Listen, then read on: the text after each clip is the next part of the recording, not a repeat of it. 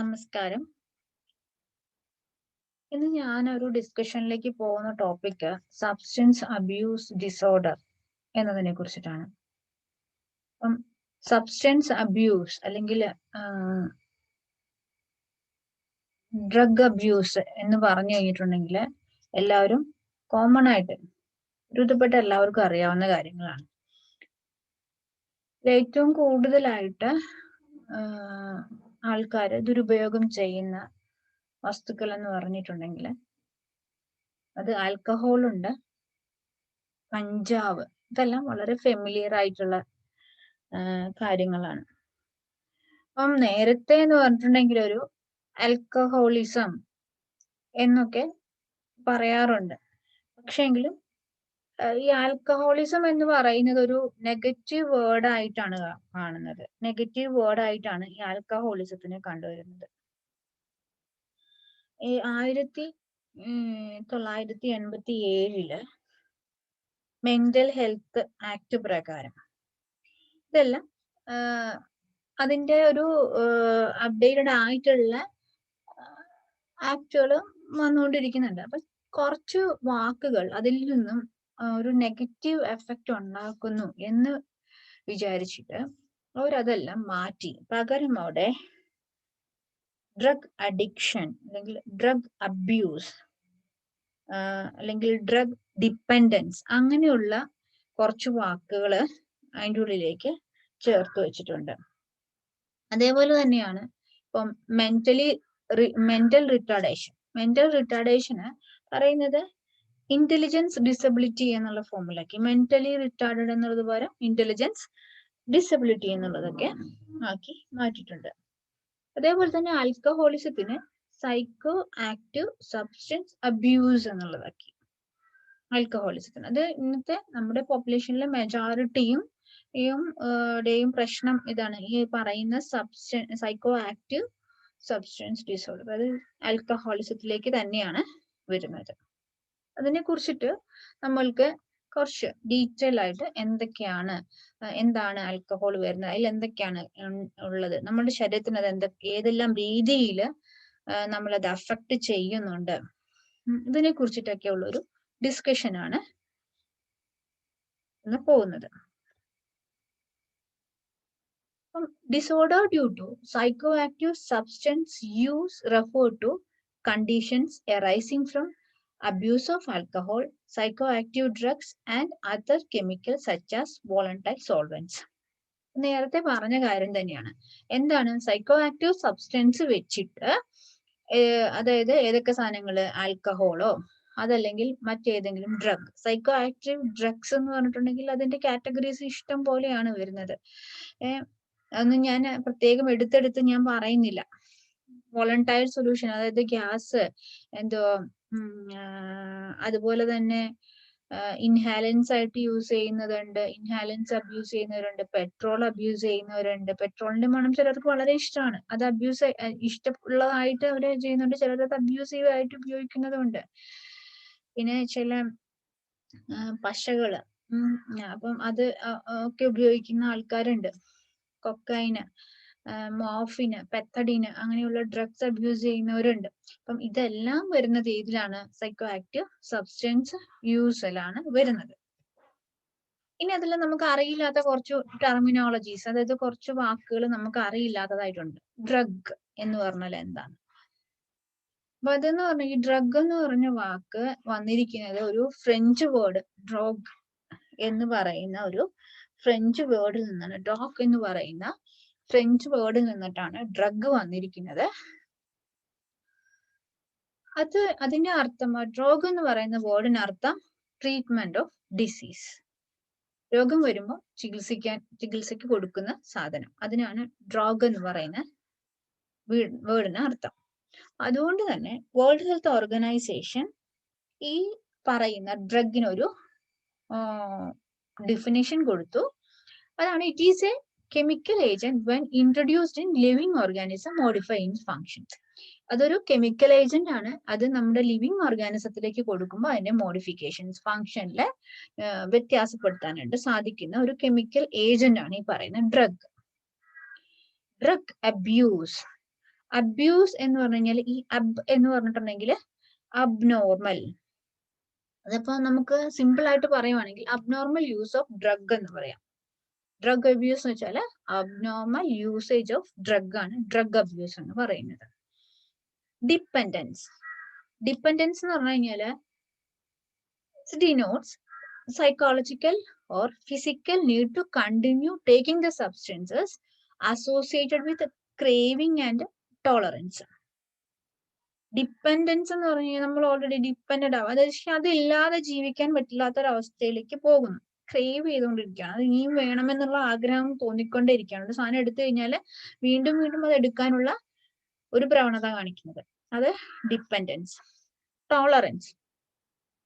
Tolerance എന്ന് പറഞ്ഞിട്ടുണ്ടെങ്കിൽ അത് ഇപ്പം ഒരു ഡ്രഗ് ടോളറൻസ് പറഞ്ഞു കഴിഞ്ഞാൽ ഇപ്പം ഞാൻ ഒരു ഡ്രഗ് ഞാൻ ഇന്ന് എടുക്കുവാണ്, ആ ഡ്രഗിന്റെ സെയിം എഫക്റ്റ് ഇന്നിപ്പോ ഞാനതൊരു 10 മില്ലിഗ്രാം ആണ് കഴിച്ചിരിക്കുന്നതെങ്കിൽ ഈ 10 മില്ലിഗ്രാമിന്റെ എഫക്റ്റ് എനിക്ക് നാളെ കിട്ടണമെന്നുണ്ടെങ്കിൽ എനിക്ക് അവിടെ ചിലപ്പം ഒരു 15 മില്ലിഗ്രാം കഴിച്ചു കഴിഞ്ഞാലായിരിക്കുള്ളൂ എനിക്ക് ഈ പറയുന്ന 10 മില്ലിഗ്രാമിന്റെ എഫക്റ്റ് എനിക്ക് കിട്ടുന്നത്. അത് സെയിം തന്നെയാണ് ആൽക്കഹോളിന്റെ കാര്യത്തിൽ വരുന്നത്. അതായത് ഇന്ന് ഒരു പെഗ് കഴിക്കുന്ന ആൾക്ക് ആ ഒരു പെഗ് കഴിച്ചതിന്റെ എഫക്റ്റ് നാളെ കിട്ടണമെന്നുണ്ടെങ്കിൽ ചിലപ്പോൾ അത് ഒരു 2 പെഗ് കഴിച്ചു കഴിഞ്ഞാലായിരിക്കും കിട്ടുന്നത്. അതായത് അവർക്ക് ഗ്രാജുവലി അതിന്റെ ഡോസ് ഇൻക്രീസ് ചെയ്തുകൊണ്ട് വരേണ്ട അവസ്ഥയിലേക്ക് വരുന്നു. അതാണ് ടോളറൻസ് എന്ന് പറയുന്നത്. It is A state in which after repeated administration a drug produces a decreased effect or increased doses are required to produce the same effect. Then withdrawal state. Withdrawal state la a group of signs and symptoms recurring when a drug is reduced in amount or withdrawn, which lasts for a limited time.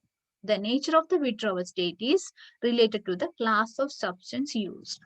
Withdrawal state വരുന്നത് ഒരു drug ഉപയോഗിച്ചുകൊണ്ടിരിക്കുന്നത് കുറച്ചു നാളത് ഉപയോഗിച്ചുകൊണ്ടിരിക്കുകയാണ്, അതിനിടയ്ക്ക് വെച്ച് പെട്ടെന്ന് അതിന്റെ dose കുറയ്ക്കുകയോ stop ചെയ്യുകയോ ചെയ്യുമ്പോൾ ഉണ്ടാകുന്ന ശരീരത്തിൽ ഉണ്ടാകുന്ന ചില പ്രകടമായ മാറ്റങ്ങളാണ് വിഡ്രോവൽ സ്റ്റേറ്റ് എന്ന് പറയുന്നത്.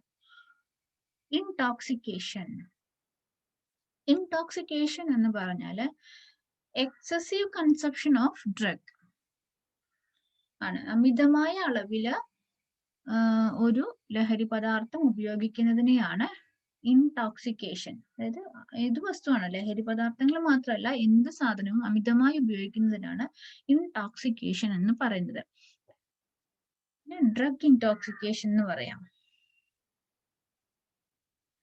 ഇനി നമ്മൾക്ക് ഡ്രഗ് എന്താണെന്ന് പറഞ്ഞു. ഇനി ടൈപ്പ് ഓഫ് ഡ്രഗ്, അത് പ്രധാനമായിട്ടും 4 ടൈപ്പ് ഓഫ് ഡ്രഗ് ആണുള്ളത്.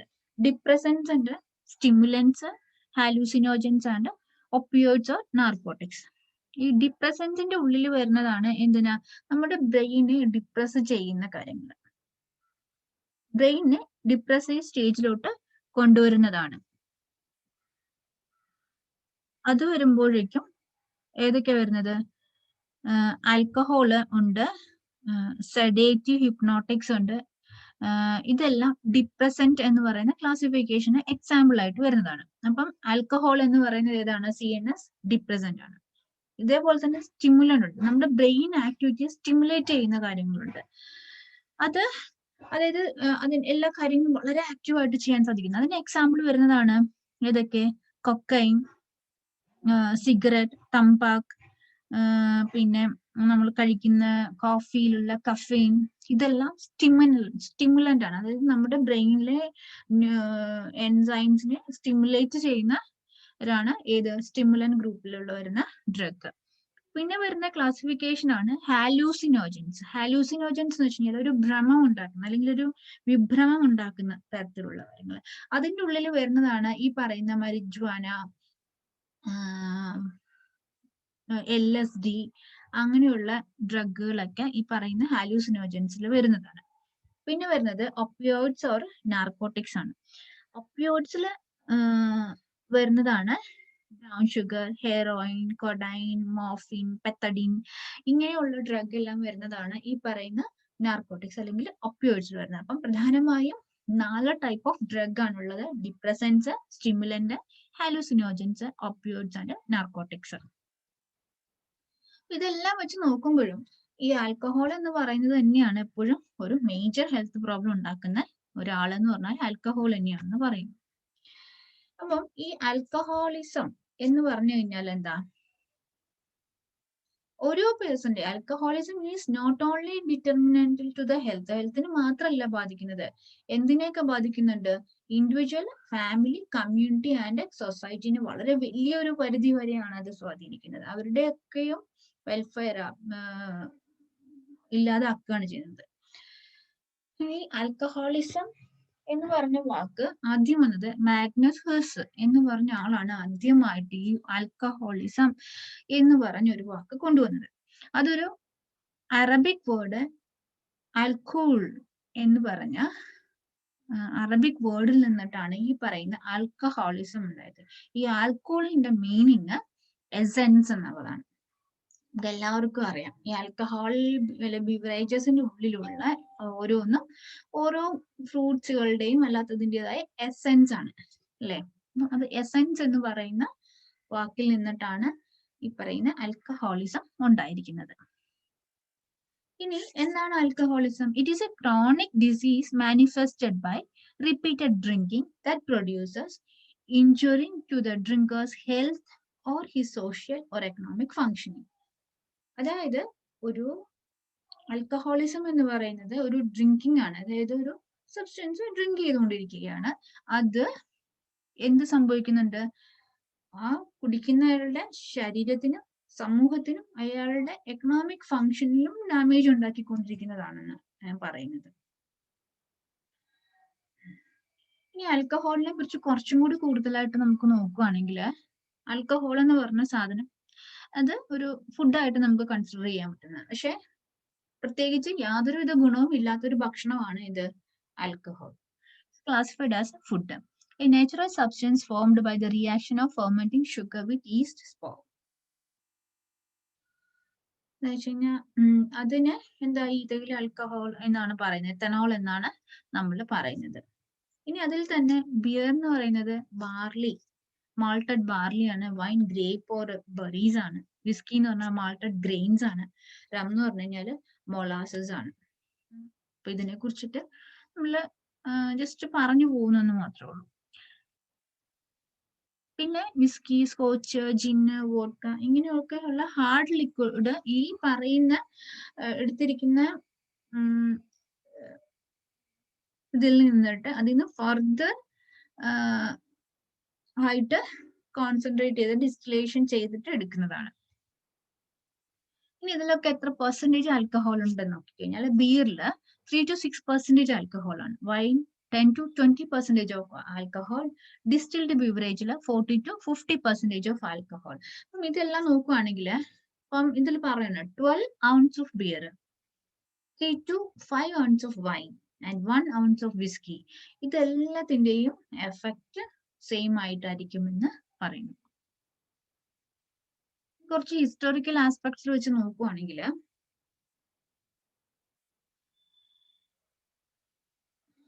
ഈ പറയുന്നത് 6400 BC തുടങ്ങിയിട്ട് ഉപയോഗിക്കാൻ തുടങ്ങിയതാണ്. പിന്നെ ഇതിലെന്ന് വെച്ചിട്ടുണ്ടെങ്കിൽ അറബ് രാജ്യങ്ങളിലായിരുന്നു ഇത് കൂടുതലായിട്ടും ഉപയോഗിച്ചിട്ടുണ്ടായിരുന്നത്, മിഡിൽ ഏജസില്. അതുപോലെ തന്നെ കുറച്ച് ആൽക്കമിസ്റ്റുകൾ അവര് വിചാരിച്ചു എന്തെന്ന എല്ലാ പ്രോബ്ലങ്ങളും നമുക്കുണ്ടാവുന്ന എല്ലാ പ്രശ്നങ്ങൾക്കും പരിഹാരം ഉണ്ടാക്കുന്ന ഒരു സാധനമാണെന്നുള്ളത് പറഞ്ഞു. വിസ്കി അവര് വാട്ടർ ഓഫ് ലൈഫ് ആയിട്ട് കൺസിഡർ ചെയ്തു. പക്ഷെ ബെഞ്ചമിൻ റഷ് ആണ് ഏത് കോണിക് ആൽക്കഹോള് ഉപയോഗിച്ചു കഴിഞ്ഞു കഴിഞ്ഞാല് പ്രശ്നങ്ങൾ ഉണ്ടാക്കുക എന്നുള്ളത് കണ്ടെത്തിയത്. അങ്ങനെ 19th സെഞ്ചുറി ആയപ്പോഴേക്കും പല രാജ്യങ്ങളിലും ഈ പറയുന്ന ആൽക്കഹോളിന് ഒരു പ്രൊഹിബിഷൻ ഉണ്ടാക്കാനായിട്ടുള്ള കാരണമായി. ഇനി ഇതിലെ റിസ്ക് ഫാക്ടേഴ്സ് എന്തൊക്കെയാണെന്ന് വെച്ചിട്ടുണ്ടെങ്കിൽ ഒരുപാട് റിസ്ക് ഫാക്ടേഴ്സ് ഉണ്ട്. ഇത് എല്ലാവർക്കും ഒരുപോലെ ആയിക്കൊള്ളണം ഒരു നിർബന്ധവും ഇല്ല.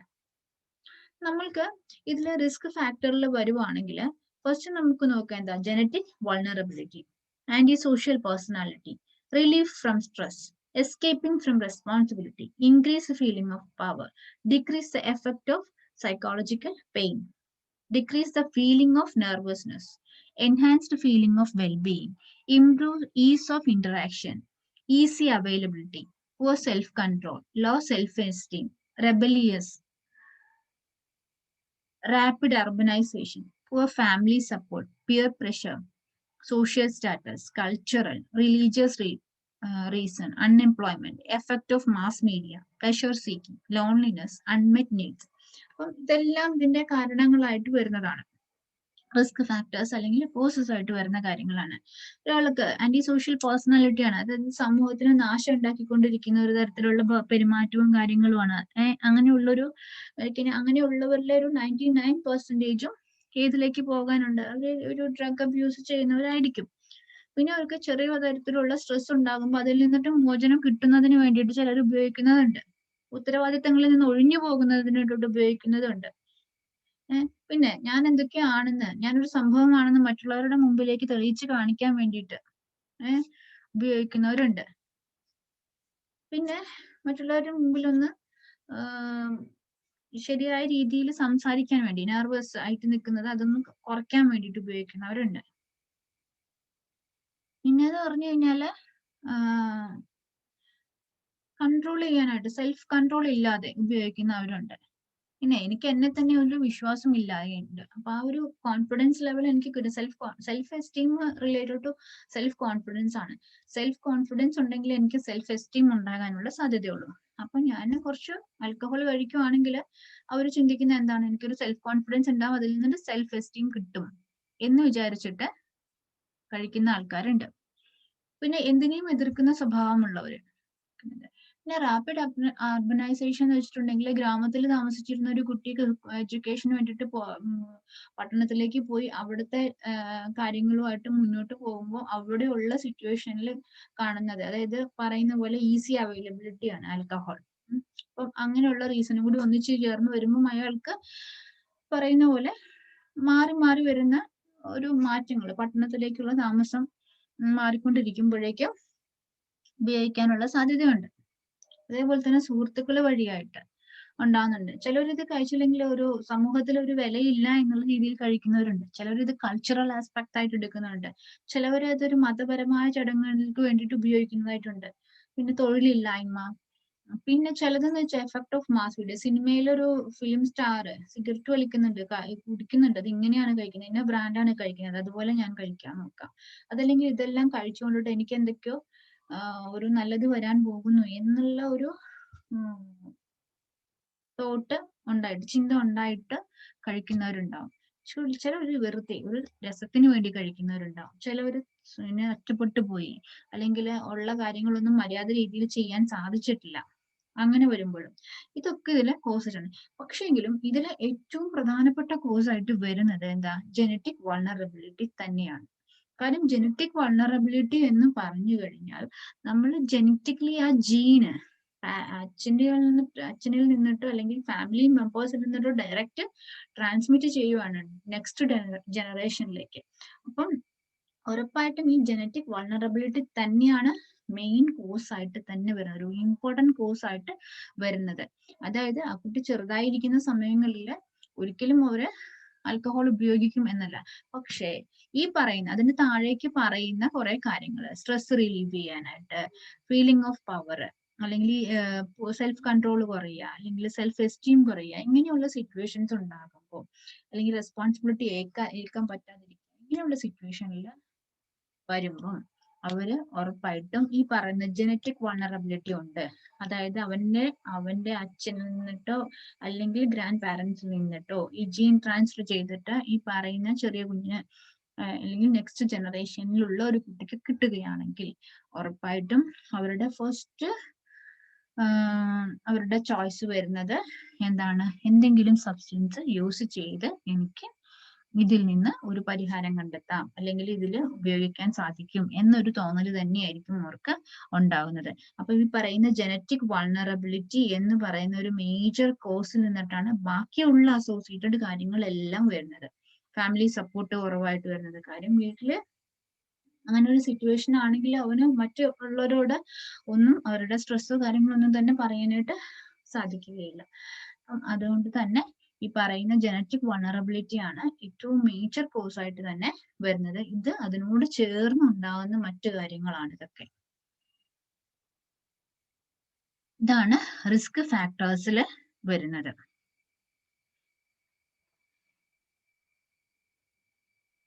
ഇനി നമ്മൾക്ക് ഈ പറയുന്ന ആൽക്കഹോളിസത്തിനെ നമുക്ക് ക്ലാസിഫൈ ചെയ്യാനായിട്ട് സാധിക്കും.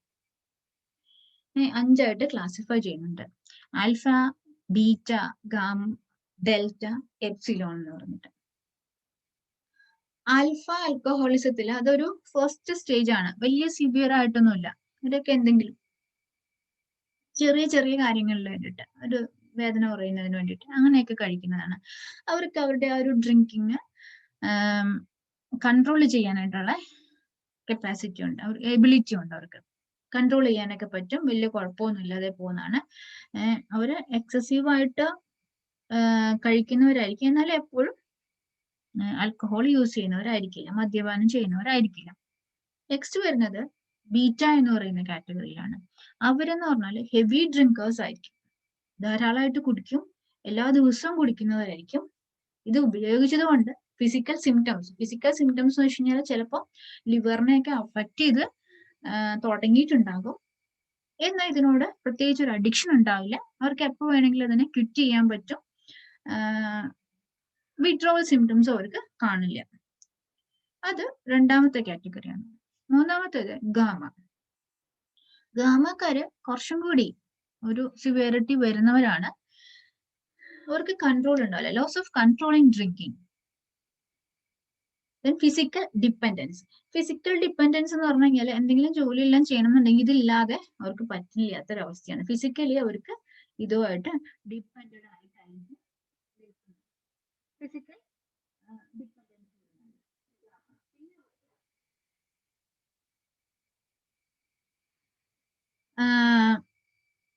ഈ ഗാമക്കാർക്കും വേണമെന്നുണ്ടെങ്കിൽ അത് ക്വിറ്റ് ചെയ്യാനായിട്ട് സാധിക്കും, ഒഴിവാക്കാനായിട്ട് സാധിക്കും.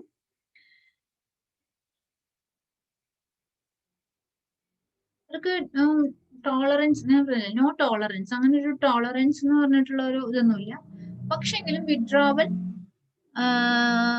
സിംറ്റംസ് അവര് കാണിക്കാനുള്ള സാധ്യതയുണ്ട് ഈ ഗാമ എന്ന് പറയുന്നത്. ഇനി ഇതിലെ ഏറ്റവും സിവിയർ പ്രോബ്ലം ആയിട്ട് നിൽക്കുന്ന ആളാണ് ആര്? ഡെൽറ്റ. ഇവര് ഫിസിക്കലി ഡിപ്പെൻഡൻസ് ആണ്. ഫിസിക്കൽ ഡിപ്പെൻഡൻസ് ഉണ്ട്, അതേപോലെ തന്നെ ഫിസിക്കൽ ഡിപ്പെൻഡൻസ് അവർക്ക് എന്ത് കാര്യം ചെയ്യുന്നുണ്ടെങ്കിലും. പിന്നെ ഒരു ടോളറൻസ്, നേരത്തെ അവർ പറഞ്ഞൊരു വാക്കാണ് ടോളറൻസ് എന്ന് പറഞ്ഞിരുന്നു. ഇവർക്ക് എപ്പോഴും കൂടുതലായിട്ട് കുടിച്ചുകൊണ്ടിരുന്നിട്ടുണ്ടെങ്കിൽ മാത്രമേ ഉള്ളൂ. പിന്നെ വിഡ്രോവൽ സിംറ്റംസ് വളരെ നന്നായിട്ടൊക്കെ ഉണ്ടാവും. പിന്നെ അതേപോലെ തന്നെ ഇവർക്ക് ഫിസിക്കൽ സിംറ്റംസ് അവർ കാണിക്കുന്നുണ്ടാകും. ഫിസിക്കൽ സിംറ്റംസ് എന്ന് വെച്ച് കഴിഞ്ഞാൽ എല്ലാ സിസ്റ്റവും തന്നെ അഫക്റ്റഡ് ആയിട്ടുണ്ടാവും. ചിലപ്പോൾ അതിൽ ലിവർ സിറോസിസ് ആകാം, അതല്ലെങ്കിൽ മറ്റേതെങ്കിലും ബോഡി പാർട്ടിലെ കോംപ്ലിക്കേഷൻസ് എല്ലാം ഉണ്ടായി തുടങ്ങിയിട്ടുണ്ടാകാം. പക്ഷെ ഇവർക്ക് ഒരിക്കലും വിഡ്രോവൽ സിംറ്റംസ് ഉണ്ടാവുകയും ചെയ്യും. അതുകൊണ്ട് തന്നെ ഇവർക്ക് ഈ പറയുന്നതിന് ഉപയോഗിക്കാതിരിക്കാൻ പറ്റില്ല. ഒരിക്കലും അവർക്കത് ഉപയോഗിക്കാതിരിക്കാനായിട്ട് അവർക്ക് എല്ലാ ദിവസവും ചെറിയൊരു എമൗണ്ടിലാണെങ്കിൽ പോലും എന്ത് കഴിക്കണം? ഈ പറയുന്ന ഇത് കഴിക്കേണ്ടി വരുന്നുണ്ട്. അപ്പം അങ്ങനെയുള്ളവരാണ് ഭയങ്കര സിവിയർ ആയിട്ട് വരുന്നതാണ് അവര്, ഇത് ഡെൽറ്റ ഗ്രൂപ്പിൽ വരുന്നത്. ഇനി എപ്സിലോൺ എന്ന് പറഞ്ഞൊരു ഗ്രൂപ്പാണ്. എപ്സിലോൺ എന്ന് പറഞ്ഞ ഗ്രൂപ്പില് ഫൈനൽ സ്റ്റേജ് ഓഫ് ഡ്രിങ്കിങ് ആണ്. അതായത് അവർക്ക് എപ്പോഴും കുടിക്കാനായിട്ടുള്ള ടെൻഡൻസി വളരെ കൂടി വരുന്നതാണ്. ക്രേവിങ് ഫോർ ഡ്രഗ് ആണ് വരുന്നത് അതില്. പിന്നെ അതില് വരുന്നതാണ് എന്ന് പറയുന്നത് ക്രേവിങ് ഫോർ ഡ്രിങ്കിങ്. പിന്നെ മറ്റൊരു ഇത് വരുന്നതാണ് സ്പ്രീ ഡ്രിങ്കിങ് എന്ന് പറയുന്നത്. വെറുതെ ഒരു എൻജോയ്മെന്റിന് വേണ്ടിയിട്ട് കഴിക്കുന്നതാണ് ഈ എപ്സിലോൺ എന്ന് പറയുന്നത്. എന്നാൽ അത് അത്ര വലിയ സിവിയർ ആയിട്ടുള്ള ഇതല്ല. ഡെൽറ്റയാണ് ഏറ്റവും സിവിയർ ലെവൽ ഓഫ് ആൽക്കഹോളിസത്തിൽ വരുന്നത്. ഇനി അതേപോലെ തന്നെ മറ്റൊരു കാറ്റഗറൈസേഷൻ എന്ന് പറയുന്നത് അത് വേറൊരാണ്. എന്താ പറയാ, alpha, beta, gamma, delta and epsilon എന്ന് പറഞ്ഞ 5 കാറ്റഗറൈസേഷൻ. ഇനി മറ്റൊരു ക്ലാസിഫിക്കേഷൻ വരുന്നത് എങ്ങനെയാണെന്ന് വെച്ചാൽ ഡെൽറ്റ 32%, ലാർജർ സബ് ടൈപ്പ് ആണ്. Average age is 24, rarely seek help, drink less frequently, more chances to binge drinking. അതായത് യങ് അഡൽസിന്റെ ആണ് ലാർജർ ഗ്രൂപ്പ് ആയിട്ട് വരുന്നത്. അതായത് 32% ആണ് ഉപയോഗിക്കുന്നത്. അത് 24 വയസ്സ് തുടങ്ങിയിട്ടുള്ള ആൾക്കാരാണ്. ആവറേജ് ഏജ് 24 24 ആണ് അവരുടെ ആവറേജ് ഏജ്. പിന്നെ പറയുന്നത് യങ് ആന്റി സോഷ്യൽ എന്നൊരു 21% വരുന്നുണ്ട്. അവര് 26 വയസ്സ് മുതൽ ഉള്ള ആൾക്കാരാണ് ഓൺ ആവറേജ്. അപ്പം ഈ പറയുന്ന ഈ ആന്റി സോഷ്യൽ പേഴ്സണാലിറ്റി ഡിസോർഡറിൽ വരുന്ന ഒരു 15-ാമത്തെ വയസ്സിൽ തുടങ്ങിയിട്ട് അവർ ഉപയോഗിക്കുന്നവരായിരിക്കും. അല്ലെങ്കിൽ 15 മുതൽ 18 വയസ്സ് പ്രായത്തിനുള്ളിൽ അവർ ഉപയോഗിക്കുന്നവരായിരിക്കും. പിന്നെ ഫങ്ഷണൽ എന്ന് പറയുമ്പോൾ 19% ആണ് ഫങ്ഷണൽ ആയിട്ട് വരുന്നത്. മിഡിൽ ഏജ്ഡ് പീപ്പിൾ ആണ് ഇത് കൂടുതൽ വരുന്നത്. അതെന്ന് പറഞ്ഞിട്ടുണ്ടെങ്കിൽ വർക്കിംഗ് അഡൽട്സ് ആണ് കൂടുതൽ വരുന്നത്. വർക്കിംഗ് റിലേഷൻഷിപ്പ്, അതായത് stable relationship, educated people, higher income people, ഇവരൊക്കെ ആണ് ഏതിൽ വരുന്നത്? ഈ ഫങ്ഷണൽ ആയിട്ടുള്ള കാര്യങ്ങൾ. അവര് എല്ലാ ദിവസവും കുടിക്കും up to 5 or more drinks on drinking days, അങ്ങനെയാണ് പറയുന്നത്. പിന്നെ ഇമ്മീഡിയറ്റ് ഓർ ഫാമിലിയർ എന്ന് പറഞ്ഞു കഴിഞ്ഞാൽ ഒരു 19% കഴിക്കുന്നുണ്ട്. അതിൽ എന്ന് പറഞ്ഞു കഴിഞ്ഞാല് ഒരു get together, family get together അങ്ങനെയുള്ള കാര്യങ്ങളിൽ മാത്രമായിരിക്കും അവര് ഈ സാധനം ഉപയോഗിക്കുന്നത്. ക്രോണിക് ഓർ സിവിയർ, അത് റെയറസ്റ്റ് സബ് ടൈപ്പ് ആയിട്ട് വരുന്നതാണ്. അതിൽ ആൽക്കഹോളിസത്തിന്റെ ഇത് കണക്കെടുത്തിട്ട് US വെച്ചിട്ടുള്ളവർക്ക് 9% ആണ് അതിൽ കണ്ടുപിടുന്നത്. വളരെ റെയർ ആയിട്ട് വരുന്നതാണ് ഈ ഒരു കേസ്. ഈ ഒരു കേസിൽ ഏറ്റവും കൂടുതലായിട്ട് വരുന്നത് വെച്ച് കഴിഞ്ഞാൽ ഡിവോഴ്സ്, ഹയർ റേറ്റ് ഈ പറയുന്ന ക്രോണിക് ഓർ സിവിയർ സബ് റേറ്റിലുള്ളവരിലാണ് ഈ പറയുന്ന ഹയസ്റ്റ് റേറ്റ് ഓഫ് ഡിവോഴ്സും കാര്യങ്ങളെല്ലാം ഉണ്ടായിരിക്കുന്നത്. അതായത് അവർ ഇല്ലീഗൽ ആയിട്ടിരിക്കും. നേരത്തെ പറയാം, ഇൻടോക്സിക്കേറ്റഡ് ആവുന്ന ഡ്രഗ് വെച്ച് ഭയങ്കരമായിട്ട് ഇല്ലിസിറ്റ് ഡ്രഗ് ഉപയോഗിച്ചിട്ടാണ് അവരുടെ ആ ഒരു ലെവലിലേക്ക് വരുന്നത്, ക്രോണിക് ഓർ സിവിയർ ലെവലിലേക്ക് വരുന്നത്. ഇത് ജസ്റ്റ് ഒന്ന് പറഞ്ഞെന്ന് മാത്രമേ ഉള്ളൂ. ഇനി നമ്മൾ ആൽക്കഹോള് ഉപയോഗിക്കുന്നതിന് അതിന്റെ സിവിയറിറ്റി, ഇയാൾ ഞാൻ കഴിക്കുന്നുണ്ട് ഇതുകൊണ്ട് പ്രോബ്ലം ഉണ്ടാകുന്നുണ്ടോ, അതിന്റെ സിവിയറിറ്റി എങ്ങനെ നമുക്ക് മനസ്സിലാക്കാനുള്ളതിന് സ്ക്രീനിങ് ടെസ്റ്റ് അവൈലബിൾ ആണ്. ഫസ്റ്റ് വരുന്നത് എന്താന്ന് വെച്ചിട്ടുണ്ടെങ്കിൽ ഒരു കേജ് ക്വസ്റ്റ്യനെയർ എന്ന് പറയും. അപ്പം കേജ് ക്വസ്റ്റ്യനെയറില്, കേജ് എന്ന് പറഞ്ഞിട്ടുണ്ടെങ്കിൽ ഈ വാക്കുകളുടെ ഈ റെഡ് ലൈനിൽ എഴുതിയിരിക്കുന്നതിന്റെ ഓരോന്നിന്റെയും ഫസ്റ്റ് ലെറ്റർ ആണ് കേജ്, CAGE. നമ്മൾക്ക് സ്വയം ചോദിക്കും, അതല്ലെങ്കിൽ ഉപയോഗിക്കുന്ന ഒരാൾക്ക് സ്വയം ചോദിക്കുക, അല്ലെങ്കിൽ നമ്മുടെ മുമ്പിലുള്ള ആൽക്കഹോൾ ആയിട്ടുള്ള ആ ഒരു ക്ലയന്റിനോട് ചോദിക്കാം.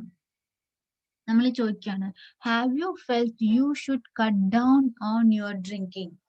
നമ്മൾ ഒരു ചോദിക്കുകയാണ്, നിങ്ങൾക്ക് എപ്പോഴെങ്കിലും നിങ്ങൾ കുടിക്കുന്നത് കുറച്ചു കൊണ്ടുവരണമെന്ന് ആഗ്രഹിച്ചിട്ടുണ്ടോ? കുടിക്കാതിരിക്കാൻ പറ്റുന്നില്ല, പക്ഷെ കുറയ്ക്കണമെന്ന് തോന്നുന്നുണ്ടോ? നമ്മൾ നേരത്തെ പറഞ്ഞ ക്ലാസിഫിക്കേഷനിൽ ഉറപ്പായിട്ട് നമ്മൾ ഒരു ഡെൽറ്റ ഗ്രൂപ്പിനോടാണ് ഇത് ചോദിക്കുന്നതെങ്കിൽ അവർക്ക് ഒരിക്കലും കുടിക്കുന്ന കാര്യം ഒരിക്കലും നിർത്താൻ സാധിക്കില്ല. പക്ഷെ അവരുടെ ഡോസ് വളരെ കുറച്ചിട്ടാണെങ്കിലും അവർക്ക് കഴിക്കേണ്ടി വരും. അപ്പൊ അവരവിടെ കൊടുക്കുന്ന ആൻസർ യെസ് എന്നായിരിക്കും. അപ്പൊ എന്താണ്, എപ്പോഴെങ്കിലും നിങ്ങൾ കഴിക്കുന്നതിന്റെ അളവ് കുറയ്ക്കണമെന്ന് തോന്നിയിട്ടുണ്ടോ? അത് യെസ് എന്നൊരു ആൻസർ കിട്ടും നമുക്ക്. And have people annoyed you by criticizing on your drinking? പിന്നെ വരുന്നതെന്ന് വെച്ചിട്ടുണ്ടെങ്കിൽ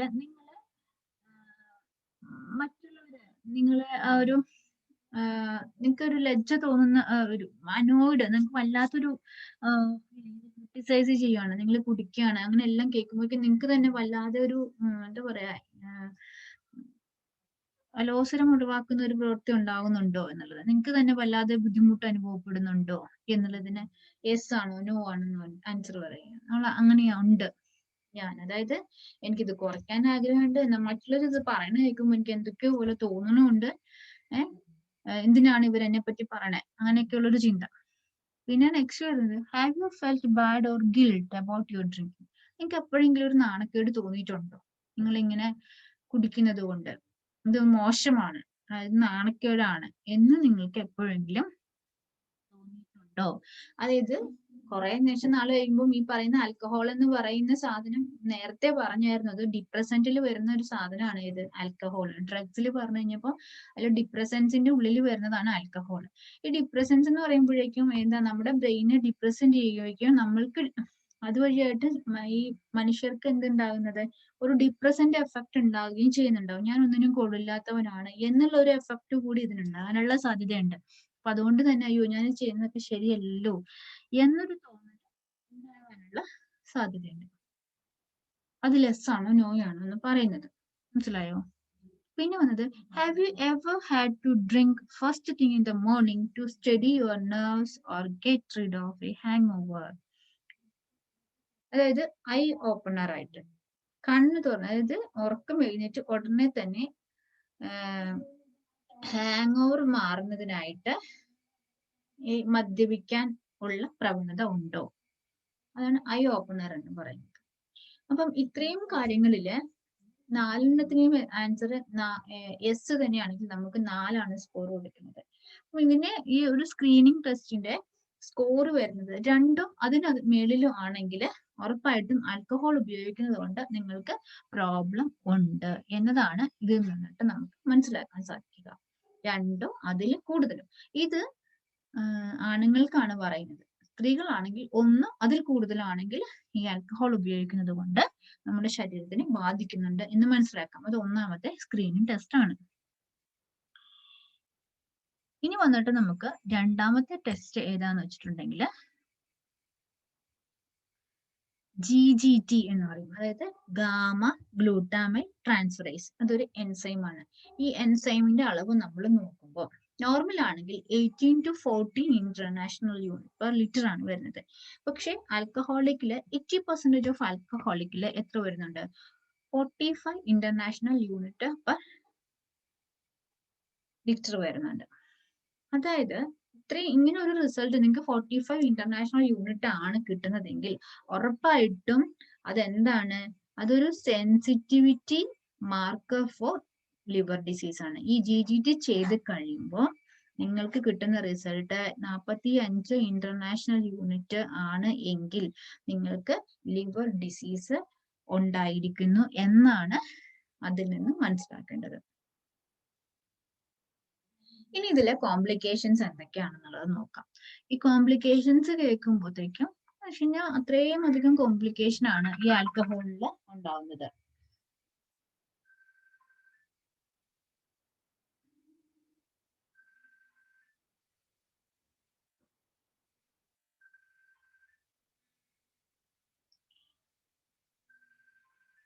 Medical complications include cardiomyopathy, hypertension, pneumonia, increased risk of tuberculosis, esophagitis,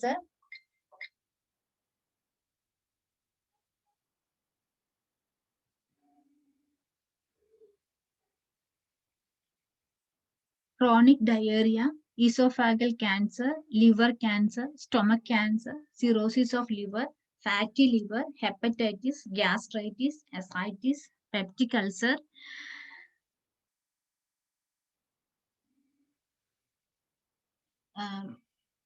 GI bleeding, esophageal varices, hemorrhoids, peripheral neuropathy, acne-roscarel, portal hypertension, infertility, hypoglycemia, leg and foot ulcer, CAD, subdural hematoma, alcohol dementia, ഇതെല്ലാം medical complication ആണ്. അതായത് cardiomyopathy ഉണ്ടാവും, അതായത് cardio സിസ്റ്റത്തിനെ ബാധിക്കുന്നുണ്ട്. Hyper tension ഉണ്ടാകാം, pneumonia ഉണ്ടാകാം, tuberculosis ഉണ്ടാകാനുള്ള സാധ്യതകൾ ഈ കൂടുതലാണ്. ഈസോഫാഗൽ ഇൻഫെക്ഷൻസ് ഉണ്ടാകുന്നുണ്ട്, ഇൻഫ്ലമേഷൻസ് ഉണ്ടാവാണ്. ഡയറിയ എന്ന് വെച്ച് കഴിഞ്ഞാല് ലൂസ് മോഷൻസ്, കൂടുതലായിട്ട് ലൂസ് മോഷൻ ഉണ്ടാകുന്നത്. പിന്നെ ക്യാൻസർ ഉണ്ടാകുന്നുണ്ട്, ലിവർ ക്യാൻസർ ഉണ്ടാകാം, സ്റ്റൊമക് ക്യാൻസർ ഉണ്ടാകുന്നുണ്ട്, ഈസോഫാഗൽ ക്യാൻസർ ഉണ്ടാകുന്നുണ്ട്, ലിവർ തന്നെ ഡാമേജ് ആവുന്നുണ്ട്, ഫാറ്റി ലിവർ ഉണ്ടാകാം, ഹെപ്പറ്റൈറ്റിസ്, അതായത് ജോണ്ടിസിന്റെ കുറച്ചുകൂടി സിവിയർ ആയിട്ടുള്ള സാധനമാണ് എന്ത്, ഹെപ്പറ്റൈറ്റിസ്. പിന്നെ ഗ്യാസ്ട്രൈറ്റിസ് ഉണ്ടാകുന്നുണ്ട്. അസൈറ്റിസ് എന്ന് വെച്ച് കഴിഞ്ഞാല് നമ്മുടെ വയറില് ഒന്ന് നീര് വെട്ടി വയറ് വീർത്ത് വരുന്നതാണ് അസൈറ്റിസ് എന്ന് പറയുന്നത്. പെപ്റ്റിക് അൾസർ ഉണ്ടാകുന്നുണ്ട്, പാൻക്രിയാറ്റൈറ്റിസ്, പിന്നെ ഗ്യാസ്ട്രോ ഇൻറ്റസ്റ്റൈനൽ ബ്ലീഡിങ്, വയറിലെ ബ്ലീഡിങ് ഉണ്ടാകുന്നു, ഈസോഫാഗൽ അതുപോലെ തന്നെ ഉണ്ടാകുന്നതാണ് ഈസോഫാഗൽ വേരിയേഷൻസ് എന്ന് പറയുന്നത്. അതായത് അത് ബ്ലീഡിങ് ഉണ്ടാകുന്നത് തന്നെയാണ്. പിന്നെ ഹെമറോയിഡ്സ് ഉണ്ടാകുന്നുണ്ട്. Peripheral neuropathy. പെരിഫറൽ ന്യൂറോപ്പതി എന്ന് വെച്ച് കഴിഞ്ഞാല് ഇതിന്റെ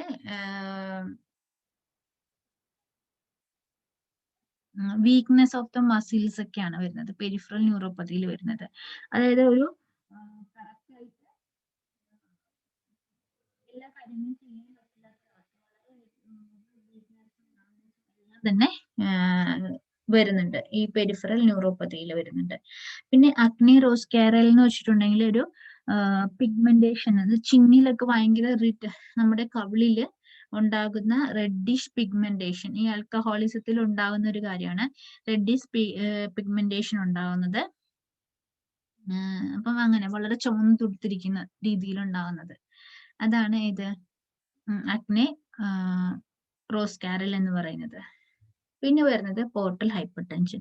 പോർട്ടൽ ഹൈപ്പർ ടെൻഷൻ എന്ന് പറയുന്നത് നമ്മുടെ ഈസോഫാഗസിലേക്കും അതേപോലെ തന്നെ സ്റ്റൊമക്ക്, ബാക്കിയുള്ള ഡൈജസ്റ്റീവ് സിസ്റ്റം ആ പാർട്ടുകളിലേക്കെല്ലാം തന്നെ ഏത് പോകുന്നത്, ബ്ലഡ് പോകുന്ന എന്താണ് ഇത് ഈ പോർട്ടൽ വെയിൻസ് വഴിയാണ്. അതിലുണ്ടാകുന്ന ഡാമേജ് അതുവഴിയായിട്ടുണ്ടാകുന്നതാണ് ഇത് പോർട്ടൽ ഹൈപ്പർ ടെൻഷൻസ്. ഇൻഫെർട്ടിലിറ്റി ഉണ്ടാകാം. ഇൻഫെർട്ടിലിറ്റി എല്ലാവർക്കും അറിയാവുന്ന കാര്യമാണ്. ഷുഗറിന്റെ ലെവല് കുറയാം. പിന്നെ എന്ന് പറഞ്ഞിട്ടുണ്ടെങ്കിൽ കാലിലും പാദങ്ങളിലൊക്കെ മുറിവുകൾ ഉണ്ടായി ഉണങ്ങാതെ അത് മുന്നോട്ട് പോയിക്കൊണ്ട് തന്നെ ഇരിക്കുന്നു. ഒരിക്കലും ഉണങ്ങി കിട്ടാനായിട്ട് ഭയങ്കര പാടായിട്ട് വരുന്നുണ്ടാവും.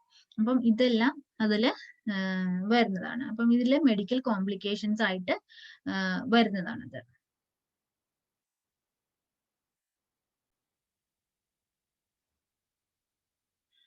അപ്പം ഇത്രയും കാര്യങ്ങൾ ഇതിൽ വരുന്നതാണ്, മെഡിക്കൽ കോംപ്ലിക്കേഷനിൽ വരുന്നതാണ്.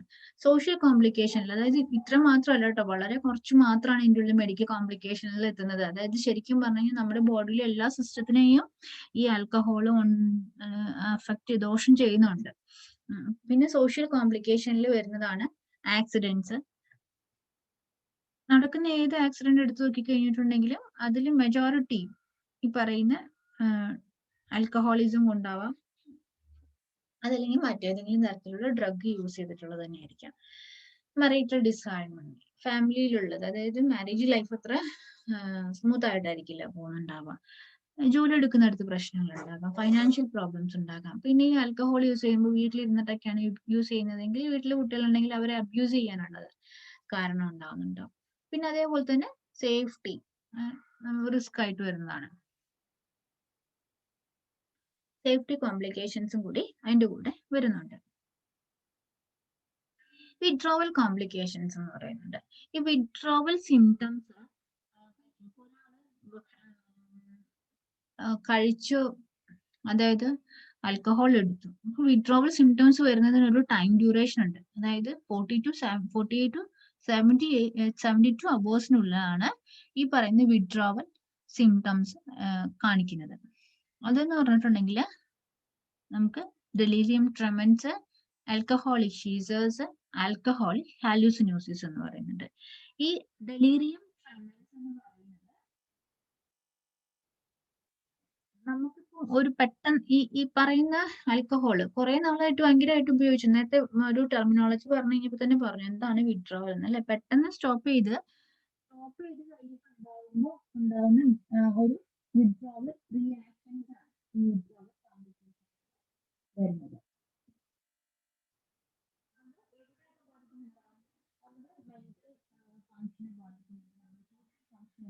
ഇതെല്ലാമാണ് വിഡ്രോവൽ സിംറ്റംസിലോട്ട് വരുന്നത്.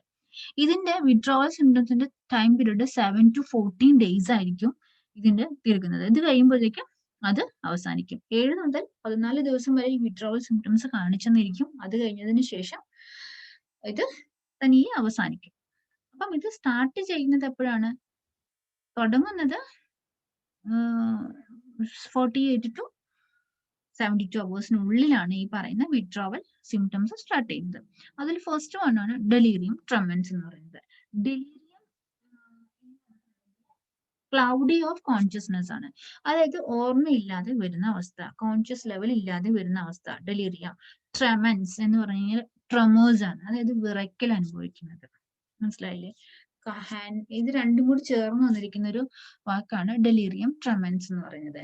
അതായത് പേഷ്യന്റ് കോൺഷ്യസ് ആയിരിക്കില്ല, ഒരു ക്ലൗഡിനെസ് ആയിരിക്കും കോൺഷ്യസ് ലെവല്.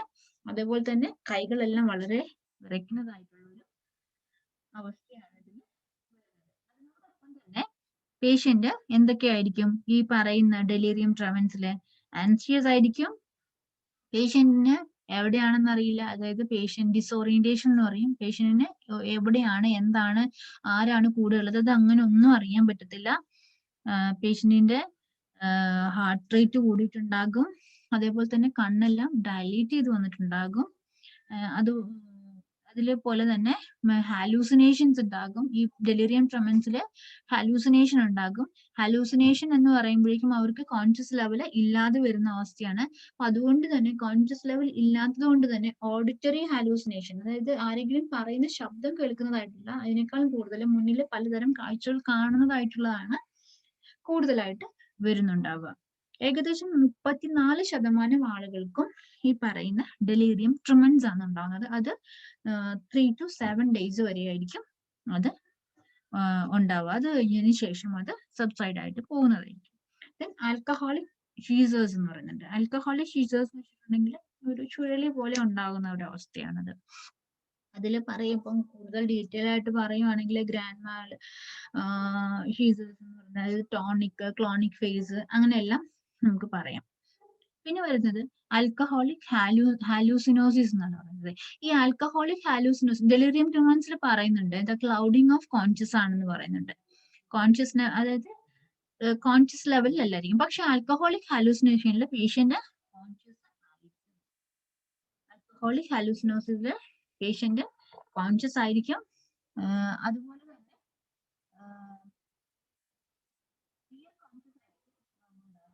തന്നെ ഓഡിറ്ററി ഹാലൂസിനേഷൻ ആണ് ഇവർക്ക് കൂടുതലായിട്ട് ഉണ്ടാവുന്നത്, ഈ പറയുന്ന ആൽക്കഹോളിക് ഹാലൂസിനോസിസില് ഉണ്ടാവുന്നത്. പിന്നെ അതേപോലെ തന്നെ കുറച്ച് എമൗണ്ട് ആയിട്ടുള്ള ആൽക്കഹോൾ ആണ് യൂസ് ചെയ്യുന്നതെങ്കിൽ ഒരു എഫക്റ്റ് ബോഡിയിൽ ഉണ്ടാക്കുന്നുണ്ട്. ഇൻടോക്സിക്കേഷൻസ്, അത് സൈഡ് എഫക്റ്റ് ആയിട്ട് പത്തോളജിക്കൽ ഇൻടോക്സിക്കേഷൻസ് ഉണ്ടാക്കുന്നുണ്ട്. അതിന് നമുക്ക് ബ്ലാക്ക് ഔട്ട് എന്ന് വേണമെങ്കിൽ പറയാം. പെട്ടെന്ന് ഒരു റീസെന്റ് മെമ്മറി പെട്ടെന്ന് ഒരു ലോസ് ആയി പോകുന്ന ഒരു അവസ്ഥയിലേക്ക് ഉണ്ടാകുന്നുണ്ട്. അത് ഈ പറയുന്ന ആൽക്കഹോളിക് ഹാലൂസിനോസിന്റെ ചെറിയൊരു ഇൻടോക്സിക്കേഷൻ ഉണ്ടാകുന്ന സമയത്ത് ഉണ്ടാവുന്നതാണത്. പിന്നെ ഇനിയിപ്പം എന്തൊക്കെയാണ് അക്യൂട്ട് ഇൻടോക്സിക്കേഷൻ വരുമ്പോൾ?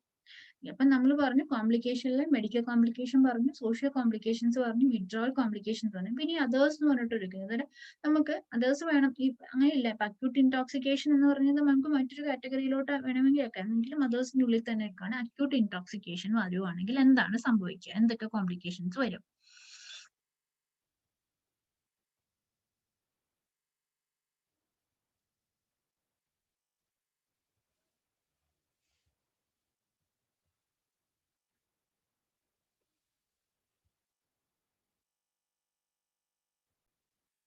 അക്യൂട്ട് ഇൻടോക്സിക്കേഷനിൽ വരുമ്പോഴേക്കും അതിൽ നമുക്കൊന്ന് ബ്ലഡ് ആൽക്കഹോൾ ലെവൽസിനെ കുറിച്ചിട്ട് ഒന്നും കൂടി നോക്കാം. എന്താണ് ഇൻടോക്സിക്കേഷൻ എന്ന് പറയുന്നത് അല്ലെ? 25 to 100 milligram ആണ് വരുന്നതെങ്കിൽ ചെറിയൊരു എക്സൈറ്റ്മെന്റ് സ്റ്റേജ് ആയിരിക്കുള്ളൂ, സ്ലോവർ തിങ്കിങ് ആയിരിക്കും, ഇൻക്രീസ്ഡ് റെസ്പോണ്ട് ടൈം ആയിരിക്കും. അപ്പം ഈ ഇപ്പം ഒരു എക്സാമ്പിൾ പറയുകയാണെങ്കിൽ, ഇപ്പോ കുടിച്ചിട്ടുണ്ട് എന്നുള്ളത് വീട്ടുകാർ അറിയാതിരിക്കാനായിട്ട് അതൊക്കെ വീടിന്റെ ഉള്ളിലേക്കൊക്കെ എൻ്റർ ചെയ്ത് വരുവാന്ന് വെച്ചോ, അവരൊരു എക്സൈറ്റഡ് സ്റ്റേജിലാണ് നിൽക്കുന്നത്. പിന്നെ എന്താണ് തിങ്കിങ് പ്രോസസ്സ്, അവർ ചിന്തിക്കുന്നത് വളരെ സ്ലോ ആയിരിക്കും. അപ്പൊ അവരോട് എന്തെങ്കിലും ചോദ്യം ചോദിക്കുമ്പോഴേക്കും അവർ തിരിച്ച് മറുപടി പറയുന്നത് ഭയങ്കര ഫാസ്റ്റ് ആയിട്ടായിരിക്കും മറുപടി പറയുന്നത്. മനസ്സിലായില്ലേ? ആലോചിക്കാതെ ആയിരിക്കും പറഞ്ഞുകൊണ്ടിരിക്കുന്നത്.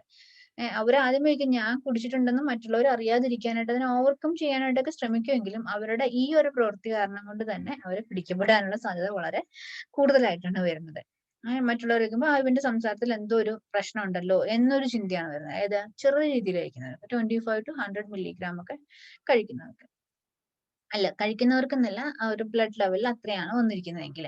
ദെൻ 100 to 200 milligram ആണെങ്കിൽ അതൊരു സീരിയസ് ഇൻടോക്സിക്കേഷൻ ആയിട്ടാണ് വരുന്നത്. ഇൻകോർഡിനേഷൻ ആയിരിക്കും. Serious increases in the incoordinations. പിന്നെ നമ്മൾക്ക് നമ്മള് ജഡ്ജ്മെന്റ് ചെയ്യുന്നത്, നമ്മളൊരു കാര്യത്തെ കുറിച്ച് വിലയിരുത്തുന്നത് വളരെയധികം തെറ്റായിട്ട് വരുന്നുണ്ട്. പിന്നെ നമ്മുടെ മൂഡ്, അത് ചിലപ്പം അത് വളരെ ദേഷ്യത്തിലോട്ട് പോകാം, ചിലർക്ക് സന്തോഷമായിട്ടായിരിക്കും വരുന്നത്. പിന്നെ അതേപോലെ തന്നെ നമ്മുടെ തലച്ചോറിന്റെ പ്രവർത്തനം വളരെ കുറവായിരിക്കും. കണ്ണിന്റെ കാഴ്ച ചിലപ്പോൾ മങ്ങിയ രീതിയിലൊക്കെ ആയിരിക്കും. അതായത് ശരിയായ രീതിയിലുള്ള കാഴ്ചയിലേക്കൊക്കെ വരാൻ എന്ന് പറയുന്ന ഒരു അവസ്ഥയിലോട്ട് വരാനുള്ള സാധ്യതയുണ്ട്. അതുപോലെ തന്നെ 200 to 400 ആണ് ഇതില് ആൽക്കഹോൾ, ബ്ലഡിലെ ആൽക്കഹോളിന്റെ ലെവലെങ്കിൽ അതിൽ പറയുന്നുണ്ട് നിസ്റ്റാഗ്മസ് ഉണ്ടാകാനുള്ള കാരണമാകുന്നുണ്ട് മാർക്ക്ഡ് സ്ലോറിങ് ഓഫ് സ്പീച്ച്, അതായത് സംസാരിക്കുന്നത് ഭയങ്കര കുഴഞ്ഞു പോകുന്നുണ്ടാവുന്നുണ്ട്.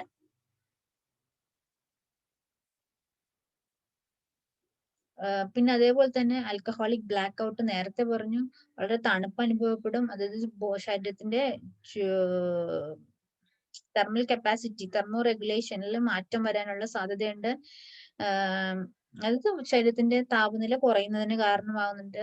സർക്കുലേറ്ററി ഫെയിലിയർ ഉണ്ടാകാനുള്ള സാധ്യതയുണ്ട്. അതിൽ നിന്നിട്ട് എന്തിലേക്ക് പോകാം, കോമയിലേക്ക് പോകാം. ചിലവര് കണ്ടിട്ടില്ലേ, ചിലവര് വഴിയിൽ കിടന്നിട്ട് ഇത്രയും ലെവലിൽ, ഇതൊക്കെ പറഞ്ഞാൽ ക്രോണിക് സ്റ്റേജ് ആണെന്ന് പറഞ്ഞു അല്ലെ, വഴിയിൽ കിടന്നു പിറ്റേ ദിവസം വന്നു കഴിഞ്ഞപ്പോഴത്തേനും മരിച്ചുപോയി എന്നെല്ലാം പറയുന്നുണ്ടല്ലോ അല്ലെ. ഈ പറയുന്ന 200 to 400 എന്ന് പറയുന്ന ഒരു റീജിയനിലേക്ക് വരുമ്പോൾ എന്തായിരിക്കും സംഭവിക്കുന്നത്, സർക്കുലേറ്ററി ഫെയിലിയർ സംഭവിച്ചിട്ടുണ്ടാകും. അതാണ് പിറ്റേ ദിവസം വരുമ്പോൾ അവര് മരിച്ചു കിടക്കുന്നതായിട്ടൊക്കെ കാണുന്നത്. അതായത് സർക്കുലേറ്ററി എന്ന് പറഞ്ഞിട്ടുണ്ടെങ്കിൽ എന്തെന്നാണ്,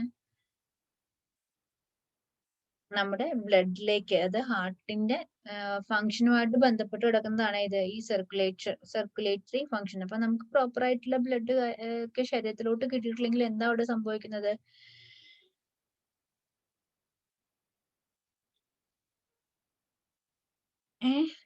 അത് പ്രോപ്പർ ആയിട്ട് ബ്രെയിനിലേക്ക് വേണ്ടിയ ബ്ലഡ് കിട്ടിയിട്ടില്ലെങ്കിൽ എന്ത് സംഭവിക്കും, എന്താ സംഭവിക്കാൻ പോകുന്നത്, അപ്പൊ അവിടെ ഒരു ഡാമേജ് ഉണ്ടാകും. അപ്പൊ അതേപോലെ തന്നെയാണ് എന്ത് പറയുന്നത്,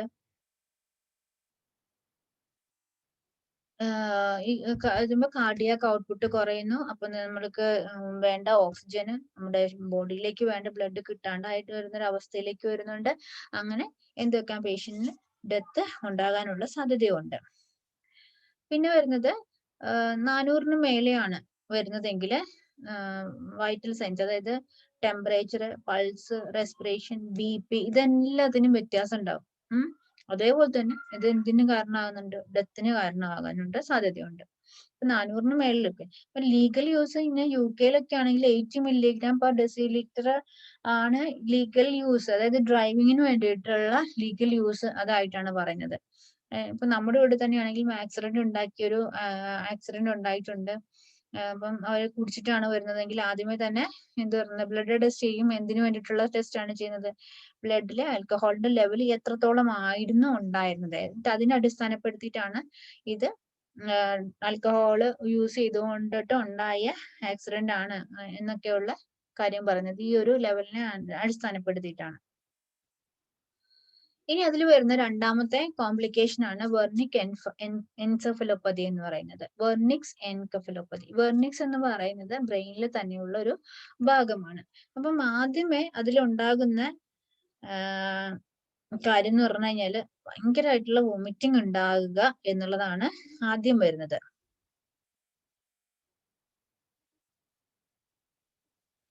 ആദ്യം ഉണ്ടാവുന്ന കാര്യം എന്താണ്, വോമിറ്റിംഗ് ഉണ്ടാവുന്നുണ്ട്. അതിനുശേഷം ocular signs like nystagmus. Nystagmus എന്ന് വെച്ച് കഴിഞ്ഞാല് കണ്ണിന്റെ ഉള്ളിലുള്ള ഇൻവോളണ്ടറി മൂവ്മെന്റ്സ് ആണ്. കണ്ണിന്റെ ഇൻവോളണ്ടറി മൂവ്മെന്റ്സ് ആണ് നിസ്റ്റാഗ്മസ് എന്ന് പറയുന്നത്. ഒഫ്താൽമോപ്ലീജിയ, അതായത് കണ്ണിലെ ഞരമ്പുകൾക്ക് ക്ഷീണം ഉണ്ടാകുന്നത്, പാരലൈസ്ഡ് പോലെയുള്ള ഒരു അവസ്ഥയിലേക്ക് പോകുന്നത്. തലാമസിലോ ഹൈപ്പോതലാമസിലോ ബ്ലീഡിങ് ഉണ്ടാകുന്നത്, റെറ്റിനൽ ഡിറ്റാച്ച്മെന്റ്, ഇങ്ങനെയുള്ള ഒക്കുലർ സൈൻസ് കാണിക്കാം. പെരിഫറൽ ന്യൂറോപ്പതി ഞാൻ നേരത്തെ പറഞ്ഞു എന്താണെന്നുള്ളത്. അതേപോലെ തന്നെ ഉണ്ടാകുന്നതാണ് സിവിയർ മാൽന്യൂട്രീഷൻ. അതായത് നേരത്തെ പറഞ്ഞ ആൽക്കഹോൾ എന്ന് പറയുന്ന സാധനം ഒരു ഫുഡാണെന്ന് പറഞ്ഞു. അപ്പൊ ഈ ആൽക്കഹോൾ കഴിക്കുന്നവരിൽ മെജോറിറ്റിയും ഭക്ഷണം വളരെ കുറവ് കഴിക്കുന്നവരായിരിക്കും. ചിലർ ഭക്ഷണം കൂടുതൽ കഴിക്കുന്നവരും ഉണ്ടായിരിക്കും.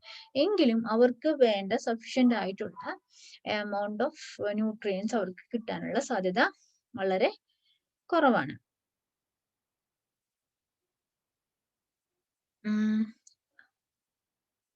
അപ്പോ ഈ പറയുന്ന ഒക്കുലർ സൈൻസ് ഉണ്ടാകുന്നത് എങ്ങനെയാണുള്ളത്, അത് അതിന്റെ ഒരു റീസൺ എങ്ങനെയാന്ന് വെച്ചിട്ടുണ്ടെങ്കിൽ, ഈ ആൽക്കഹോൾ എടുക്കുന്നവർക്ക് തൈമിന്റെ ഡെഫിഷ്യൻസി ഉണ്ടാകാനുള്ള സാധ്യതയുണ്ട്. അതായത് ആൽക്കഹോള് ഈ പറയുന്ന വിറ്റാമിൻ B1, അതായത് തൈമിന്റെ അബ്സോർപ്ഷൻ റെഡ്യൂസ് ചെയ്യുന്നുണ്ട്. അപ്പം അതിന്റെ ഫലമായിട്ട് എന്ത് സംഭവിക്കുന്നുണ്ട്, ഈ പറയുന്ന വെർണിക്സ് എന്ന ബ്രെയിനിലെ വെർണിക്സ് എന്ന ഭാഗത്തിലെ ഇൻഫ്ലമേഷൻ, അതായത് അതിന് മാറ്റങ്ങൾ സംഭവിക്കുക, അതിന്റെ ഒരു ഘടനയ്ക്ക് മാറ്റങ്ങൾ സംഭവിക്കുകയും വഴിയായിട്ട് എന്ത് സംഭവിക്കുന്നുണ്ട്, അവിടെ ഒക്കുലർ സൈൻസ് ഉണ്ടാവുകയാണ്. സിംറ്റംസ്, അതായത് ഒക്കുലർ റീജിയനിൽ ആ ഒരു ബ്രെയിൻ ഭാഗം ഉണ്ടാകുന്ന ആ സിംറ്റംസ് ആണ് ഒക്കുലർ സൈൻസ് ഉണ്ടാകുന്നത്. അതിന്റെ കാരണം എന്താണ്, ഈ പറയുന്ന തൈമിൻ ഡെഫിഷ്യൻസി മൂലമാണ് ഈ പറയുന്ന ഒക്കുലർ സൈൻസ് ഉണ്ടാകുന്നത്.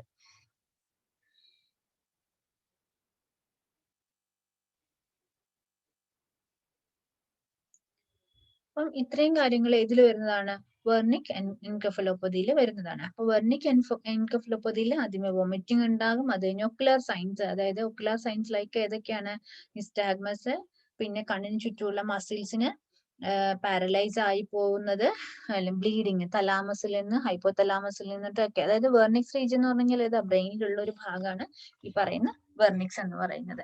അപ്പം ആ ഭാഗങ്ങളിലെല്ലാം വരുന്നുണ്ട്. ഇത് ഉണ്ടാകുന്നത് എന്തുകൊണ്ടാണ്, തൈമിൻ ഡെഫിഷ്യൻസി മൂലമാണ് ഈ പറയുന്ന വെർണിക്സിന് അബ്നോർമൽസ്. ഇതെല്ലാം ഉണ്ടാകുന്നതും ഏത് വഴിയായിട്ടാണ്, വെർണിക്സ് എന്ന ഭാഗത്തില് ഇൻഫ്ലമേഷൻ ഉണ്ടാകുന്നത് വഴിയായിട്ടാണ് ഇതെല്ലാം സംഭവിക്കുന്നത്. ഇനി കൊസാക്കോഫ് സൈക്കോസിസ് എന്ന് പറയുന്നുണ്ട്, അതായത് കൊസാക്കോഫ് സിൻഡ്രോം എന്ന് പറയുന്നത്. അതായത് ഈ പറയുന്ന വെർണിക് എൻകെഫലോപ്പതി പ്രോപ്പർ ആയിട്ട് ട്രീറ്റ്മെന്റ് ചെയ്തിട്ടില്ലെങ്കിൽ അതിന്റെ ഒരു നെക്സ്റ്റ് സ്റ്റേജിലേക്ക് പോകുന്നതാണ് ഇത് കൊസാക്കോഫ് സിൻഡ്രോംസ്.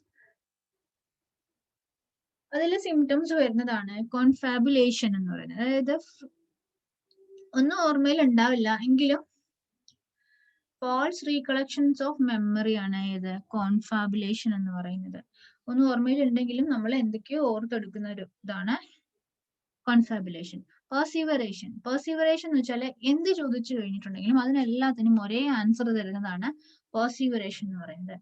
അംനീഷ്യ എന്ന് പറഞ്ഞിട്ടുണ്ടെങ്കിൽ റീസെന്റ് മെമ്മറി, ഇപ്പോൾ നടന്ന കാര്യങ്ങളെ കുറിച്ചിട്ട് അവർക്ക് മറന്നു പോകുന്നത്. പക്ഷെ പഴയ കാര്യങ്ങളെല്ലാം ഓർമ്മ ഉണ്ടാവുകയും ചെയ്യും. അതൊരു ഡിമെൻഷ്യയുടെ ഒരു കാരണവും ഇതിൽ വരുന്നതാണ് അംനീഷ്യ. ഇൻസൈറ്റ് ആബ്സെന്റ്, നമ്മൾക്കുള്ള ഉൾക്കാഴ്ച, ആ ഒരു ഉൾക്കാഴ്ച വളരെ കുറവായിരിക്കും. ഞാൻ എന്താണ്, ഏതാണ്, എനിക്ക് എന്താണ് സംഭവിക്കുന്നത്, ഇതിനെ കുറിച്ചിട്ടൊന്നും ഒരു അറിവുണ്ടാവില്ല. അതാണ് ഇൻസൈറ്റ് ആബ്സെന്റ് എന്ന് പറയുന്നത്. അത് കോസാക്കോഫ് സൈക്കോസിസ് ആണ് പറയുന്നത്.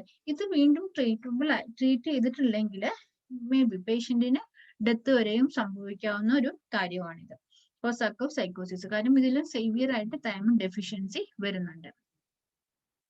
പിന്നെ വരുന്നത് സ്പൈഡർ ആൻജിയോമ എന്നുള്ളതാണ്. അതായത് ഇപ്പൊ പറഞ്ഞില്ലേ ഈ ഒരു റെഡ് കളർ വരുന്നത്, അതില് എന്ത് സംഭവിച്ചിരിക്കുന്നത്, ഒരു സ്പൈഡർ പോലെയാണ് ഇരിക്കുന്നത് അല്ലെ, സ്പൈഡർ നെർവസ് എന്ന് പറയുന്നുണ്ട്.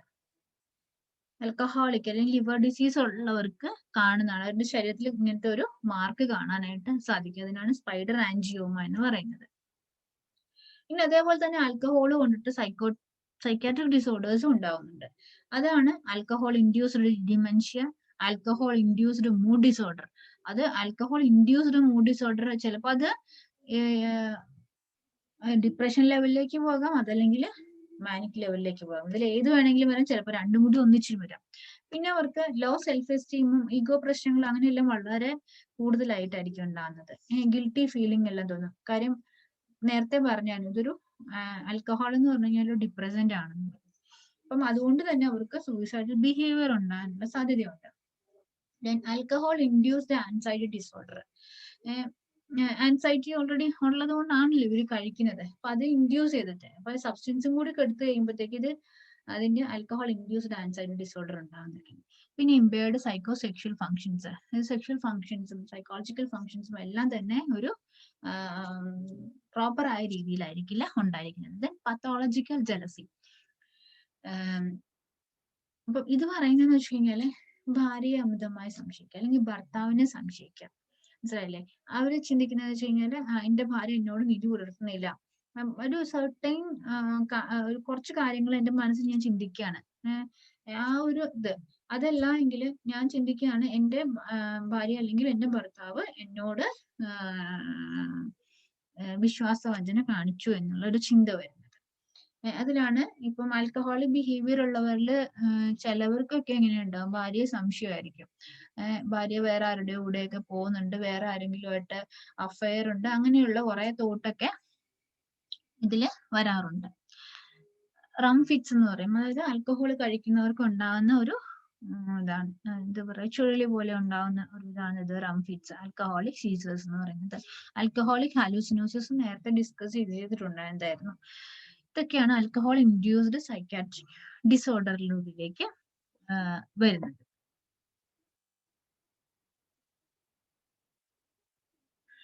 ഇനി നമുക്ക് ഇതിന്റെ എന്തൊക്കെ നമുക്ക് ട്രീറ്റ്മെന്റ് ചെയ്യാൻ സാധിക്കും എന്നുള്ളതിനെ കുറിച്ച് നോക്കാം. ആദ്യമേ തന്നെ നമ്മളൊരു അസസ്മെന്റ് ആണ് എടുക്കുന്നത്. അപ്പം നമ്മൾ അസസ്മെന്റ് ചെയ്യുമ്പോൾ അയാൾക്ക് ഫിസിക്കൽ എന്തെങ്കിലും അസുഖമുണ്ടോ, കാര്യം മെഡിക്കൽ കണ്ടീഷൻസ് ഒരുപാട് നമ്മൾ പറയുന്നുണ്ട്. അപ്പൊ അതുപോലെ തന്നെ എന്തെങ്കിലും മെഡിക്കൽ ഫിസിക്കൽ കണ്ടീഷനിൽ എന്തെങ്കിലും ഫിസിക്കൽ ഇൽനെസ് ഉണ്ടോ, സൈക്കാട്രിക് ഇൽനെസ് ഉണ്ടോ, ഇതെല്ലാം നമ്മൾ വയ്ക്കണം.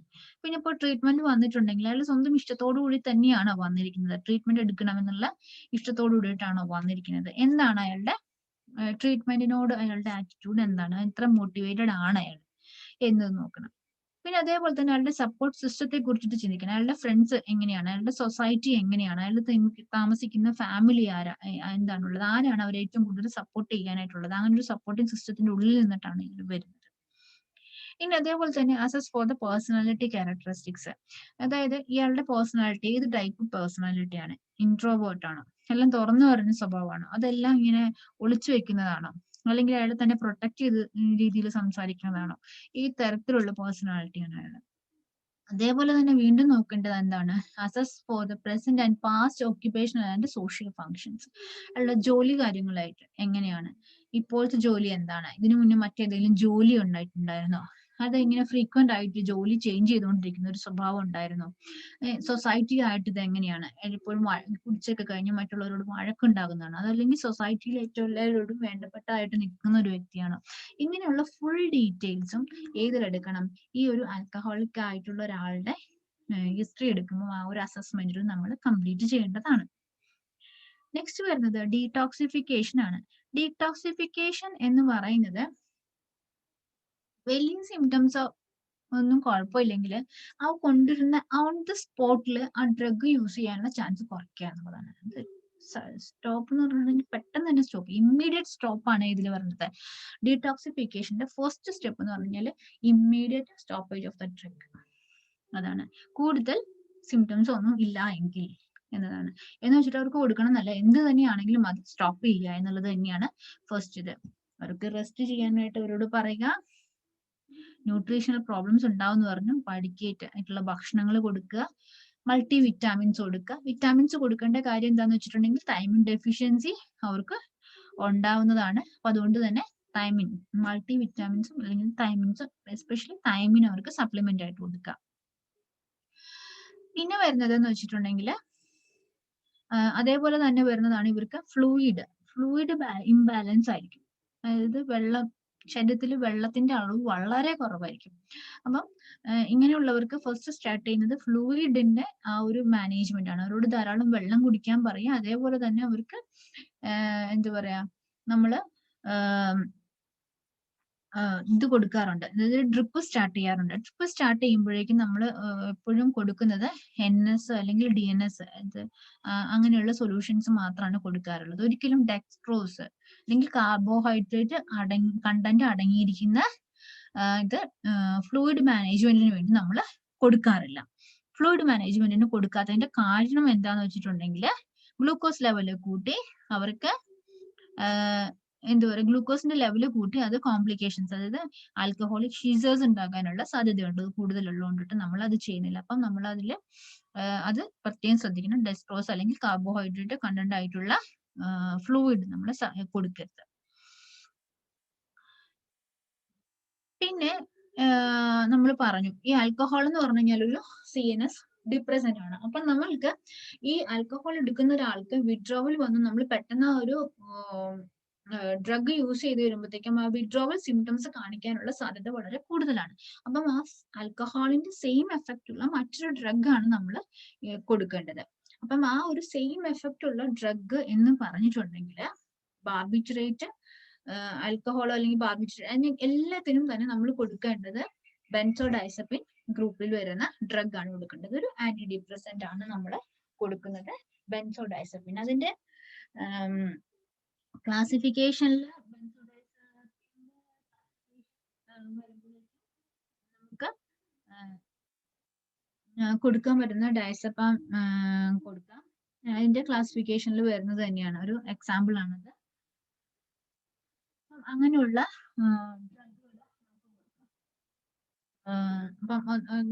എന്താ പറയാ, ബെൻസോഡൈസപ്പിൻ തന്നെ ക്ലോർഡൈസപ്പോക്സൈഡ് അല്ലെങ്കിൽ ഡയസപ്പാം, ഇതൊക്കെയാണ് സാധാരണയായിട്ട് കൊടുക്കുന്ന ഡിപ്രസന്റ് ആയിട്ട് കൊടുക്കുന്നത്. ഈ ആൽക്കഹോളിന്റെ ഇത് സ്റ്റോപ്പ് ചെയ്തിട്ട് ഉടനെ തന്നെ ഈ ബെൻസോഡൈസപ്പിൻ ഗ്രൂപ്പ് ഓഫ് ഡ്രഗ് ആണ് നമ്മൾ കൊടുക്കുന്നത്. അത്രയാണ് നമ്മൾ ഡീടോക്സിഫിക്കേഷനിൽ വരുന്നത്. അപ്പം ഡീടോക്സിഫിക്കേഷനിൽ നമ്മൾ ഉടനെ തന്നെ ആ ഏത് ഡ്രഗ് ആണോ യൂസ് ചെയ്യുന്നത് അത് സ്റ്റോപ്പ് ചെയ്യുന്നു, അതിന് പകരം സെയിം എഫക്റ്റ് ഉള്ള ഒരു ഡ്രഗ് കൊടുക്കുന്നു. അത് mainly benzodiazepine group of drug ആണ് കൊടുക്കുന്നത്. അവർക്ക് അഡിക്വേറ്റ് ന്യൂട്രിയൻസ് സപ്ലൈ ചെയ്യുന്ന, ഫ്ലൂയിഡ് മാനേജ്മെന്റ് ചെയ്യുന്നുണ്ട്. അതിൽ മാക്സിമം ഡെക്സ്ട്രോസ് അല്ലെങ്കിൽ ഡെക്സ്ട്രോസ് 5% കൊടുക്കാറില്ല. കാർബോഹൈഡ്രേറ്റ് കണ്ടന്റ് ആയിട്ടുള്ള ഇതും കൊടുക്കില്ല. പകരം ഐസോട്ടോണിക് സൊല്യൂഷൻസ് ആണ് കൊടുക്കുന്നത്. അപ്പം ഇത്രയും കാര്യങ്ങളാണ് ഈ ഡീടോക്സിഫിക്കേഷനിൽ വരുന്നത്. നെക്സ്റ്റ് വരുന്നത് നമുക്ക് ഈ പറയുന്ന ട്രീറ്റ്മെന്റ് ഓഫ് ആൽക്കഹോളിസം ആണ് വരുന്നത്. ട്രീറ്റ്മെന്റ് ഓഫ് ആൽക്കഹോൾ ഡിപ്പെൻഡൻസിൽ പിന്നെ വരുന്നത് എന്തൊക്കെയാണ്? നമുക്ക് സൈക്കോതെറാപ്പിയിലെ mainly behaviour therapy, individual psychotherapy and group therapy പറയുന്നുണ്ട്. ഈ ബിഹേവിയർ തെറാപ്പിയിൽ തന്നെ ഒരു ഏറ്റവും കൂടുതലായിട്ട് യൂസ് ചെയ്യുന്നത് ബിഹേവിയർ തെറാപ്പിയാണ്. ബിഹേവിയർ തെറാപ്പിയിൽ തന്നെ ഒരുപാട് ക്ലാസിഫിക്കേഷൻ വരുന്നുണ്ട്. അതിൻ്റെ ഉള്ളിൽ അവേർഷൻ തെറാപ്പിയാണ് ഏറ്റവും എഫക്റ്റീവ് ആയിട്ട് ഈ പറയുന്ന ആൽക്കഹോളിസത്തിൽ വരുന്നത്. അവേർഷൻ തെറാപ്പിയിൽ എന്ന് പറഞ്ഞിട്ടുണ്ടെങ്കിൽ ഒരു ബാഡ് സ്റ്റിമുലൻസ്, അതായത് ഒരു നെഗറ്റീവ് സ്റ്റിമുലന്റ് കൊടുത്തിട്ട് ഒരു പോസിറ്റീവ് റിസൾട്ട് കൊടുക്കുക.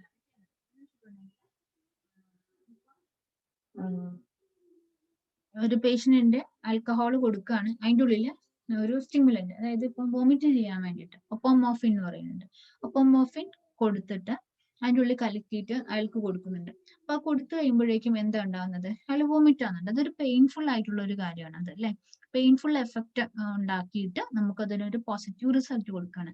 അതല്ലെങ്കിൽ മൈൽഡ് ആയിട്ടുള്ള ആൽക്കഹോൾ എടുത്ത് വെച്ചിട്ട്, അല്ലെങ്കിൽ ഒരു ഗ്ലാസ്സിൽ കുറച്ച് മദ്യം എടുത്ത് വെച്ച് കൊടുത്തിട്ട് അതിലേക്ക് ഒരു ചെറിയ രീതിയിലുള്ള ഒരു കറണ്ട് പാസ് ചെയ്തിട്ട് അത് എടുത്ത് കുടിച്ചോളാനായിട്ട് പറയുന്നതാണ്. അപ്പൊ അത് എടുക്കാൻ വേണ്ടി ചെല്ലുമ്പോഴേക്കും എന്ത് സംഭവിക്കുന്നുണ്ട്? ഷോക്ക് അടിക്കുന്നുണ്ട്. പല പ്രാവശ്യം ആകുമ്പോഴേക്കും അത് ഉള്ള ടെൻഡൻസി കുറച്ച് കിട്ടുന്നതാണ്. അത് അബോർഷൻ തെറാപ്പി എന്ന് പറയുന്നത്. പിന്നെ അതേപോലെ തന്നെ വേറെ ഉണ്ട് അസേർട്ടീവ് ട്രെയിനിങ്, അങ്ങനെയുള്ള വേറെ കുറെ ഉണ്ട് ബിഹേവിയർ തെറാപ്പിയിൽ. എന്നിരുന്നാലും most common use abortion therapy തന്നെയാണ് സൈക്കോതെറാപ്പിയിൽ അല്ലെങ്കിൽ ബിഹേവിയർ തെറാപ്പിയിൽ. പിന്നെ വരുന്നത് ഇൻഡിവിജ്വൽ സൈക്കോതെറാപ്പിയാണ്. ഇൻഡിവിജ്വലി നമ്മൾ ഒരു പേഷ്യന്റിനോട് കാര്യങ്ങൾ പറഞ്ഞ് മനസ്സിലാക്കുക. പിന്നെ ഈ പറയുന്ന ബിഹേവിയർ തെറാപ്പിയിൽ അബോർഷൻ തെറാപ്പിയും ഗ്രൂപ്പ് തെറാപ്പിയും കൂടിയാണ് വളരെ എഫക്റ്റീവ് ആയിട്ട് ഈ പറയുന്ന ആൽക്കഹോൾ ഡിപ്പെൻഡൻസിൽ പോകുന്നത്. ഈ ഗ്രൂപ്പ് തെറാപ്പിയിൽ എന്ന് പറയുമ്പോൾ ഗ്രൂപ്പുകൾ എന്ന് പറഞ്ഞു കഴിഞ്ഞാൽ ആൽക്കഹോൾ അനോണിമസ് ഗ്രൂപ്പ് എന്ന് പറഞ്ഞൊരു ഗ്രൂപ്പ് ഉണ്ട്. അതേപോലെ തന്നെ ആൽക്കഹോൾ അതന്നെ alcohol anonymous group, A1 group, അങ്ങനെ പറഞ്ഞിട്ടുള്ളതുണ്ട്. AL1 group. അപ്പം അങ്ങനെയുള്ള ഗ്രൂപ്പുകൾ വഴിയായിട്ടാണ് നടക്കുന്നത്. അപ്പൊ ആ ഒരു ഗ്രൂപ്പിൽ എന്ന് പറഞ്ഞു കഴിഞ്ഞാൽ ഫാമിലി മെമ്പേഴ്സ് ഉണ്ടാകും, പിന്നെ ഈ പറയുന്ന ആൽക്കഹോളിക് പേഷ്യൻസ് ഉണ്ടാകും. അതിൽ ഒരു 8 to 10 മെമ്പേഴ്സ് ആയിരിക്കും അതിലുണ്ടാകുന്നത്. അവർ ഡിസ്കസ് ചെയ്യുകയാണ് എങ്ങനെയാണ് ഉണ്ടായത്, ഏത് കാരണത്താലാണ് ഞാൻ ആൽക്കഹോൾ എടുത്തത്, എന്തൊക്കെയായിരുന്നു അതുകൊണ്ടിട്ടുണ്ടായിരുന്ന ഫലങ്ങൾ ഉണ്ടായിരുന്നു, ഫാമിലിയിൽ എന്തൊക്കെയായിരുന്നു സംഭവിച്ചിട്ടുണ്ടായിരുന്നത്, അയാളുടെ ഫൈനാൻഷ്യലി എങ്ങനെയായി പോയി, ഇങ്ങനെയുള്ള കാര്യങ്ങളെല്ലാം തന്നെ അവിടെ ഒരു ഡിസ്കഷൻ വന്ന് അതിന്റെ കൂടെ ഒരു ടീം ഉണ്ടാവും. ആ ടീം വെച്ചിട്ടായിരിക്കും ഈ പറയുന്ന ഗ്രൂപ്പ് തെറാപ്പി എല്ലാം കൊടുക്കുന്നുണ്ടാവും. ആ ടീമിൽ മെയിൻലി ഒരു സൈക്കാട്രിസ്റ്റ് ഉണ്ടാവും, സൈക്കാട്രിക് സോഷ്യൽ വർക്കർ ഉണ്ടാവും, ഒരു നേഴ്സ് ഉണ്ടാകും, പിന്നെ അതേപോലെ തന്നെ പേഷ്യൻസ് ഉണ്ടാകും, ഒരു ഫാമിലി മെമ്പേഴ്സ് ഉണ്ടാകും. ഇവരെല്ലാവരും കൂടി ചേർന്നിട്ടാണ് ഈ പറയുന്ന ഗ്രൂപ്പ് തെറാപ്പിയിൽ നടത്തുന്നത്. പിന്നെ നമുക്ക് കൊടുക്കാൻ പറ്റുന്ന കാര്യം എന്ന് വെച്ച് കഴിഞ്ഞാൽ ആൽക്കഹോൾ ഡിറ്ററന്റ് തെറാപ്പിയാണ്. നമ്മൾ ഇതെല്ലാം ഡീടോക്സിഫിക്കേഷൻ സൈക്കോതെറാപ്പി എല്ലാം കൊടുത്തോണ്ടിരിക്കുന്ന സാഹചര്യത്തിൽ അതോടൊപ്പം തന്നെ നമ്മൾ ഒരു ഡിറ്ററന്റ് തെറാപ്പി കൂടി കൊടുക്കുന്നുണ്ട്. അതായത് ആൽക്കഹോളിന് ആൽക്കഹോൾ സെൻസിറ്റൈസിങ് ഏജന്റ് അതുകൂടി കൊടുക്കണം. നമ്മൾ ഇതെല്ലാം ചെയ്ത് കൊടുത്തിട്ടുണ്ടെങ്കിൽ, ഇനി ആൽക്കഹോൾ എടുത്തു കഴിഞ്ഞിട്ടുണ്ടെങ്കിൽ അയാളുടെ ബോഡിയിൽ ഒരു റിയാക്ഷൻ ഉണ്ടാക്കാൻ പറ്റുന്ന തരത്തിലുള്ളൊരു ഡ്രഗ് കൂടി നമ്മൾ കൊടുത്തു കഴിഞ്ഞിട്ടുണ്ടെങ്കിലാണ് ആ ഒരു ട്രീറ്റ്മെന്റ് നമുക്ക് പൂർത്തിയാക്കാൻ പറ്റുള്ളൂ. അത് കൂടുതലും റീഹാബിലിറ്റേഷൻ സ്റ്റേജിലാണ് കൊടുക്കുന്നത്. അപ്പം അത് കൊടുക്കുന്ന ഒരു മെഡിസിൻ എന്ന് പറഞ്ഞിട്ടുണ്ടെങ്കിൽ ഡൈസൾഫിറാം ആണ്. ഡൈസൾഫിറാം എന്ന് പറയുന്ന പേരിലുള്ള ഒരു മെഡിസിൻ ആണ് ഈ ആന്റി ഡിറ്ററന്റ് തെറാപ്പിയിൽ കോമൺ ആയിട്ട് യൂസ് ചെയ്യുന്നത്. അതുപോലെ തന്നെ സിട്രേറ്റ് കാൽസ്യം കാർബോമൈഡും യൂസ് ചെയ്യാറുണ്ട് ഈ ട്രീറ്റ്മെന്റിന് വേണ്ടിയിട്ട്, ആന്റി ഡിറ്ററന്റ് തെറാപ്പിയിൽ യൂസ് ചെയ്യാറുണ്ട്. ഇതിൽ എന്താ സംഭവിക്കുന്നതെന്ന് വെച്ചിട്ടുണ്ടെങ്കിൽ, ഒരു നോർമൽ പേഴ്സണിൽ ആൽക്കഹോൾ എടുത്തു കഴിയുമ്പം ഈ ആൽക്കഹോൾ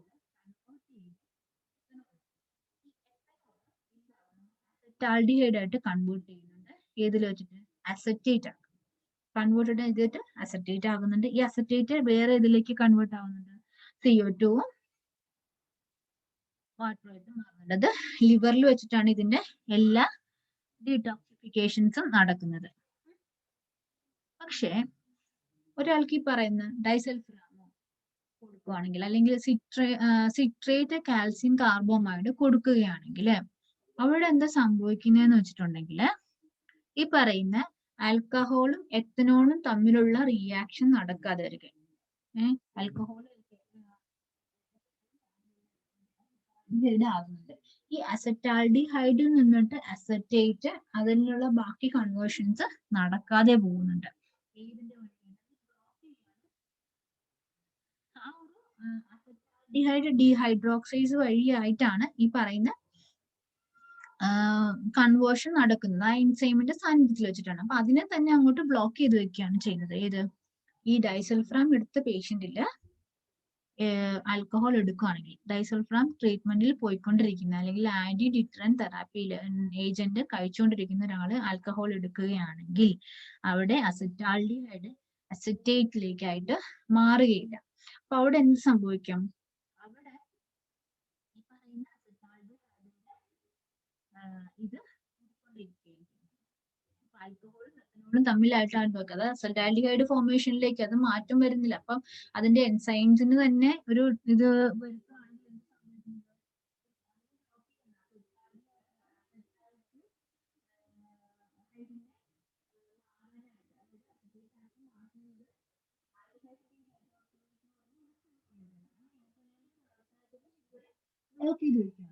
അങ്ങനെ സംഭവിക്കുന്നുണ്ട്. അസറ്റാൽഡിഹൈഡിന്റെ അളവ് കൂടി വരിക ചെയ്യുന്നത്.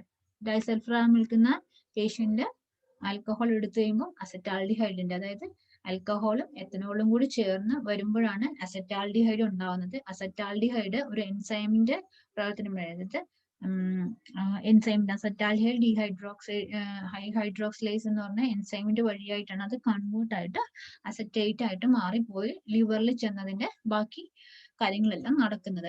അപ്പൊ അവിടെ വെച്ചിട്ട് എന്ത് സംഭവിക്കുന്നുണ്ട്?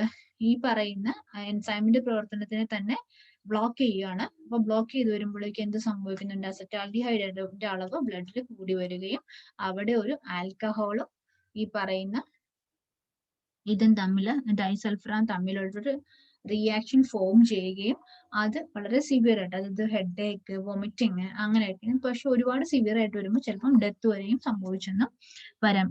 കാരണമായെന്ന് വരില്ല, അവര് ഇത് എടുക്കുകയാണെങ്കിൽ. എന്ന് മാത്രമല്ല എല്ലാവർക്കും അങ്ങനെ സംഭവിച്ചുള്ളതുകൊണ്ട് റഷിങ് ഉണ്ടാവാം, സ്വെറ്റിംഗ് ഉണ്ടാവാം, വൊമിറ്റിംഗ് ഉണ്ടാകാം, പെട്ടെന്ന് ഒരു ഡിസോറിയന്റഡ് പോലെ ആയിട്ട് വരും. ഏറ്റവും ലാസ്റ്റ് സ്റ്റേജ് ആണ് ഡെത്തിലേക്ക് ചിലപ്പോൾ പോയേക്കാം, അല്ലെങ്കിൽ കോമയിലേക്ക് അവർ പോകാനുള്ള സാധ്യത വരുന്നുണ്ട്. ഇനി ഇതോടൊപ്പം തന്നെ ഇപ്പൊ നമ്മൾ ആൽക്കഹോൾ ഡിപ്പെൻഡന്റ് ആയിട്ടുള്ള ഒരാളാണെന്ന് പറഞ്ഞു. അപ്പം അവർക്ക് ഈ ഒരു ടെൻഡൻസി ആന്റി ക്രേവിങ്, അതായത് ക്രേവിങ് ടെൻഡൻസി കൂടുതലായിരിക്കും. ഇനിയും അത് കുടിക്കണം, അതായത് ഇമ്പൾസിവിറ്റി അവർക്ക് കുറയ്ക്കാനായിട്ട് സാധിക്കില്ല. ആന്റി ക്രേവിങ് ഡ്രഗ്സ് കൂടി അതിനോടൊപ്പം കൊടുക്കണം. ആ കൊടുക്കുന്നത് അക്കാംപ്രോസൈറ്റോ നാൽട്രക്സോണോ അങ്ങനെയുള്ള ഡ്രഗ് ആയിരിക്കും അതിനോടൊപ്പം തന്നെ കൊടുക്കുന്നത്. പിന്നെ അതോടൊപ്പം തന്നെ ഇവർക്ക് അസോസിയേറ്റഡ് സിംറ്റംസ് ഒരുപാട് ഉണ്ടാവുമായിരിക്കും. മെഡിക്കൽ കണ്ടീഷൻസ് ഉണ്ടെങ്കിൽ അതിനുള്ള ട്രീറ്റ്മെന്റും കൂടി ഇതിനോടൊപ്പം തന്നെ ചെയ്യണം. പിന്നെ ഒരു ആന്റി ഡിപ്രസൻസ് കൂടി ഇതിനോടൊപ്പം തന്നെ കൊടുക്കേണ്ടതാണ്. പിന്നെ വരുന്നതെന്ന് വെച്ചിട്ടുണ്ടെങ്കിൽ convincing patients that they are response, അവരോട് തന്നെ പറഞ്ഞു കൊടുക്കുക നിങ്ങൾ മാത്രമാണ് നിങ്ങളുടെ കാര്യങ്ങൾക്കൊക്കെ ഉത്തരവാദികളായിരിക്കുന്നത്. പിന്നെ അവർക്ക് എന്തൊക്കെ കോംപ്ലിക്കേഷൻസ് വരുന്നുണ്ടോ ഇതെല്ലാത്തിന്റെയും നിങ്ങൾക്ക് വന്നിരിക്കുന്ന പോരായ്മകളെല്ലാം നിങ്ങളുടെ മാത്രം പ്രശ്നങ്ങളാണെന്നുള്ളത് പറഞ്ഞു കൊടുക്കുക. അയാളുടെ ചീഫ് കംപ്ലൈന്റ് വെച്ചിട്ട് തന്നെ അയാളോട് പറഞ്ഞ് മനസ്സിലാക്കാൻ ശ്രമിക്കുക. പിന്നെ അവർക്ക് മുൻവിധികളൊന്നും ഇല്ലാതെ തന്നെയായിരിക്കണം അവരോട് സംസാരിക്കേണ്ടത്. നീ ഒരു ആൽക്കഹോളിക് ആണല്ലോ, അപ്പൊ അതുകൊണ്ട് നിനക്ക് ഇതൊക്കെ സംഭവിക്കുള്ളൂ, അങ്ങനെ വരാതെ ഒരു നോൺ ജഡ്ജ്മെന്റഡ് ആയിട്ടായിരിക്കണം, അതായത് മുൻവിധികൾ ഇല്ലാതെ ആയിരിക്കണം അയാളോട് സംസാരിക്കേണ്ടത്. അയാൾ എങ്ങനെയാണോ അതേപോലെ തന്നെ സ്വീകരിച്ചിട്ട് വേണം അയാളോട് സംസാരിക്കാൻ. അയാളുടെ ബിഹേവിയറുകളും അയാളുടെ പ്രശ്നങ്ങളും എല്ലാം തന്നെ അയാളുടെ ഒരു ഹാബിറ്റിനോട് മാത്രമാണ് നമുക്കൊരു വിരോധം ഉണ്ടാവുള്ളൂ. ആ ഒരു പേഴ്സണോട് യാതൊരുവിധ വിരോധം ഇല്ല എന്നുള്ളത് പറഞ്ഞു മനസ്സിലാക്കി കൊടുക്കാം.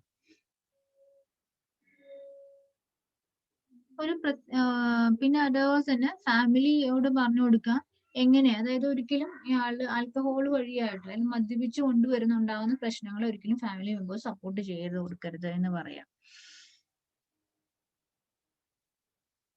പിന്നെ അതേപോലെ തന്നെ ഈ ഫാമിലി മെമ്പേഴ്സിന് ഉറപ്പായിട്ടും ആൽക്കഹോളിൽ നിന്ന് റിക്കവറി ആയിട്ടുള്ള ആൾക്കാരെ കൊണ്ടുവന്നിട്ട് വിസിറ്റ് ചെയ്യാം, അവരോട് സംസാരിക്കാം. സപ്പോർട്ട് ഗ്രൂപ്പുകൾ, ഫാമിലി തന്നെ നല്ലൊരു സപ്പോർട്ട് സിസ്റ്റം, സപ്പോർട്ട് ഗ്രൂപ്പ് ഉണ്ടെങ്കിൽ തന്നെയും അവരുടെ കോപ്പിംഗ് സ്ട്രാറ്റജീസ്, ഓരോ സിറ്റുവേഷൻസ് വരുമ്പോഴും എങ്ങനെ അതിനോട് പൊരുത്തപ്പെട്ട് പോകണം എന്നുള്ള കാര്യങ്ങൾ അവർക്ക് മുൻകൂട്ടി അറിയാൻ പറ്റും. പല വീടുകളിലും സപ്പോർട്ട് സിസ്റ്റം വളരെ കുറവായിരിക്കും. ചിലപ്പോൾ ആരോടും സംസാരിക്കാനുണ്ടാവില്ല, എല്ലാവരും ഒറ്റയ്ക്കായിട്ടായിരിക്കും നിൽക്കുന്നുണ്ടാവും ഇപ്പോഴത്തെ കാലയളവിൽ. അപ്പം അങ്ങനെയാണെങ്കിൽ നല്ലൊരു സപ്പോർട്ട് സിസ്റ്റം ഉണ്ടെങ്കിൽ ഈ പറയുന്ന ആൽക്കഹോളിസത്തിനെയൊക്കെ നമുക്ക് റിക്കവേർഡ് ആയിട്ട് വരാനായിട്ട് സാധിക്കുന്നുണ്ട്. then help each others to find a community resources. കമ്മ്യൂണിറ്റിയിലെ റിസോഴ്സസ് എന്ന് വെച്ച് കഴിഞ്ഞാല് നമ്മൾക്ക് ഈ പറയുന്ന ഗ്രൂപ്പ് തെറാപ്പി അങ്ങനെയുള്ള കാര്യങ്ങളെല്ലാം കമ്മ്യൂണിറ്റിയിൽ അവൈലബിൾ ആണ്. പിന്നെ സപ്പോർട്ട് സിസ്റ്റത്തിൽ പുറമെ ഇഷ്ടംപോലെ ആൾക്കാർ ഇതിൽ നിന്ന് റിക്കവർ ആയി വന്നേക്കുന്ന ആൾക്കാർക്ക് എന്ന് വെച്ച് കഴിഞ്ഞാൽ ഈ മദ്യപാനം നിർത്തിയ ആൾക്കാരുടെ ഒരു ഗ്രൂപ്പുകൾ ഇപ്പോൾ വളരെ ആക്റ്റീവായിട്ട് പ്രവർത്തിക്കുന്നുണ്ട്, അത് നോക്കാം. അതല്ലെങ്കിൽ സൊസൈറ്റിയിൽ നിന്നിട്ടുള്ള കാര്യങ്ങൾ നോക്കാം. ഏതെങ്കിലും എല്ലാ ആവശ്യങ്ങൾക്കും കമ്മ്യൂണിറ്റിയിൽ ആൾക്കാരുണ്ട്, അവരുടെ ഹെൽപ്പ് നമുക്ക് ചോദിക്കാം. പിന്നെ അതേപോലെ തന്നെ ഒരു പുതിയ ലൈഫ് ഉണ്ടാക്കാനായിട്ട് ഫാമിലി മെമ്പേഴ്സിനെ അവരെ സപ്പോർട്ട് ചെയ്യാം. ഇനി അതിന്റെ പ്രിവെൻഷൻ എന്തെന്നാണ്? Regulation and legislation, product formulation and labelling, awareness and prevention and education. ഇതില് പ്രിവെൻഷനിൽ മെയിൻ ആയിട്ട് വരുന്നതെന്ന് വെച്ചിട്ടുണ്ടെങ്കിൽ ഇതിന്റെ ആൽക്കഹോളിന്റെ അവയർനെസ് പ്രോഗ്രാം നടക്കുക, എങ്ങനെയെല്ലാം പ്രിവെന്റ് ചെയ്യാന്ന് വെക്കാം. പിന്നെ അതിനെ കുറിച്ചിട്ടുള്ള എഡ്യൂക്കേഷൻസ് കൊടുക്കുക. എഡ്യൂക്കേഷൻസ് മെയിൻ ആയിട്ടും കൊടുക്കേണ്ടത് എങ്ങനെയാന്ന് വെച്ചിട്ടുണ്ടെങ്കിൽ ഈ ആൽക്കഹോളിസത്തിൽ വരുമ്പോൾ എന്തെല്ലാം കോംപ്ലിക്കേഷൻസ് ഉണ്ടാകുന്നുണ്ട്, നമ്മുടെ ജീവിതത്തിൽ എന്തെല്ലാം മാറ്റങ്ങളാണ് അത് കൊണ്ടുവരുത്തുന്നത്. അപ്പം ഇതെല്ലാ കാര്യങ്ങളുമാണ് നമ്മൾ പറഞ്ഞു കൊടുക്കേണ്ടത്. അത് കൂടുതലും കോളേജ് ക്യാമ്പസുകളിലും അങ്ങനെയെല്ലാം ആണ് കൊടുക്കുന്നതെങ്കിൽ വളരെ എഫക്റ്റീവ് ആയിട്ടായിരിക്കണം വരുന്നത്. അവരെ തന്നെ ഒരു ടൈം മെമ്പേഴ്സ് ആയിട്ട് എടുത്തിട്ട് അവരോട് തന്നെ ഇതിനോട് ഇനീഷ്യേഷൻ എടുത്തിട്ട് അവരുടെ ഒരു ടോപ്പിക്കിനെ കുറിച്ച് അവയർനെസ് പ്രോഗ്രാംസ് ക്രിയേറ്റ് ചെയ്യാനായിട്ട് സാധിക്കും.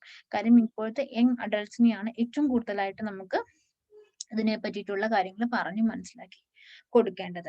അപ്പം ഈ പറയുന്ന അതായത് ആൽക്കഹോളിസം അല്ലെങ്കിൽ ഏതൊരു സബ്സ്റ്റൻസിന്റെ ആണെങ്കിലും നമ്മൾക്ക് മനസ്സുണ്ടെങ്കിൽ ഇതെല്ലാം മാറ്റിയെടുക്കാൻ പറ്റുന്ന കാര്യങ്ങളാണ്.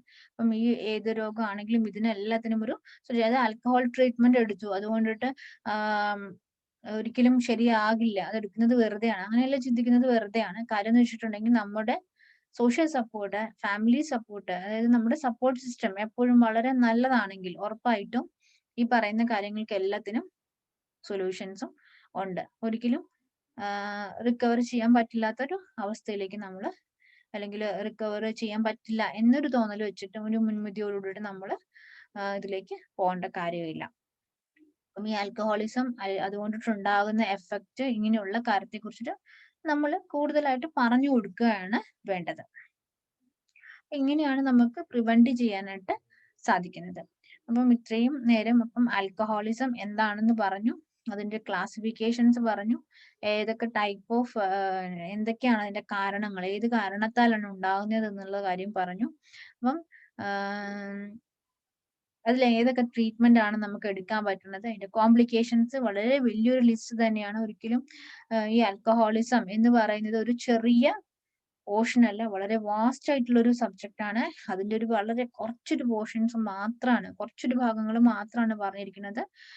അപ്പം അത് ഇത്രയും ഡീറ്റെയിൽ ആയിട്ട് നമുക്ക് എടുക്കാനായിട്ട് ഒരു ദിവസം കൊണ്ട് 2 ദിവസം കൊണ്ട് തീരുന്ന ഒരു കാര്യവും അല്ല. അപ്പം ആൽക്കഹോളിസം എന്ന് പറയുന്ന ഒരു അവസ്ഥ, അതൊരു മേജർ ഇഷ്യൂ തന്നെയാണ്.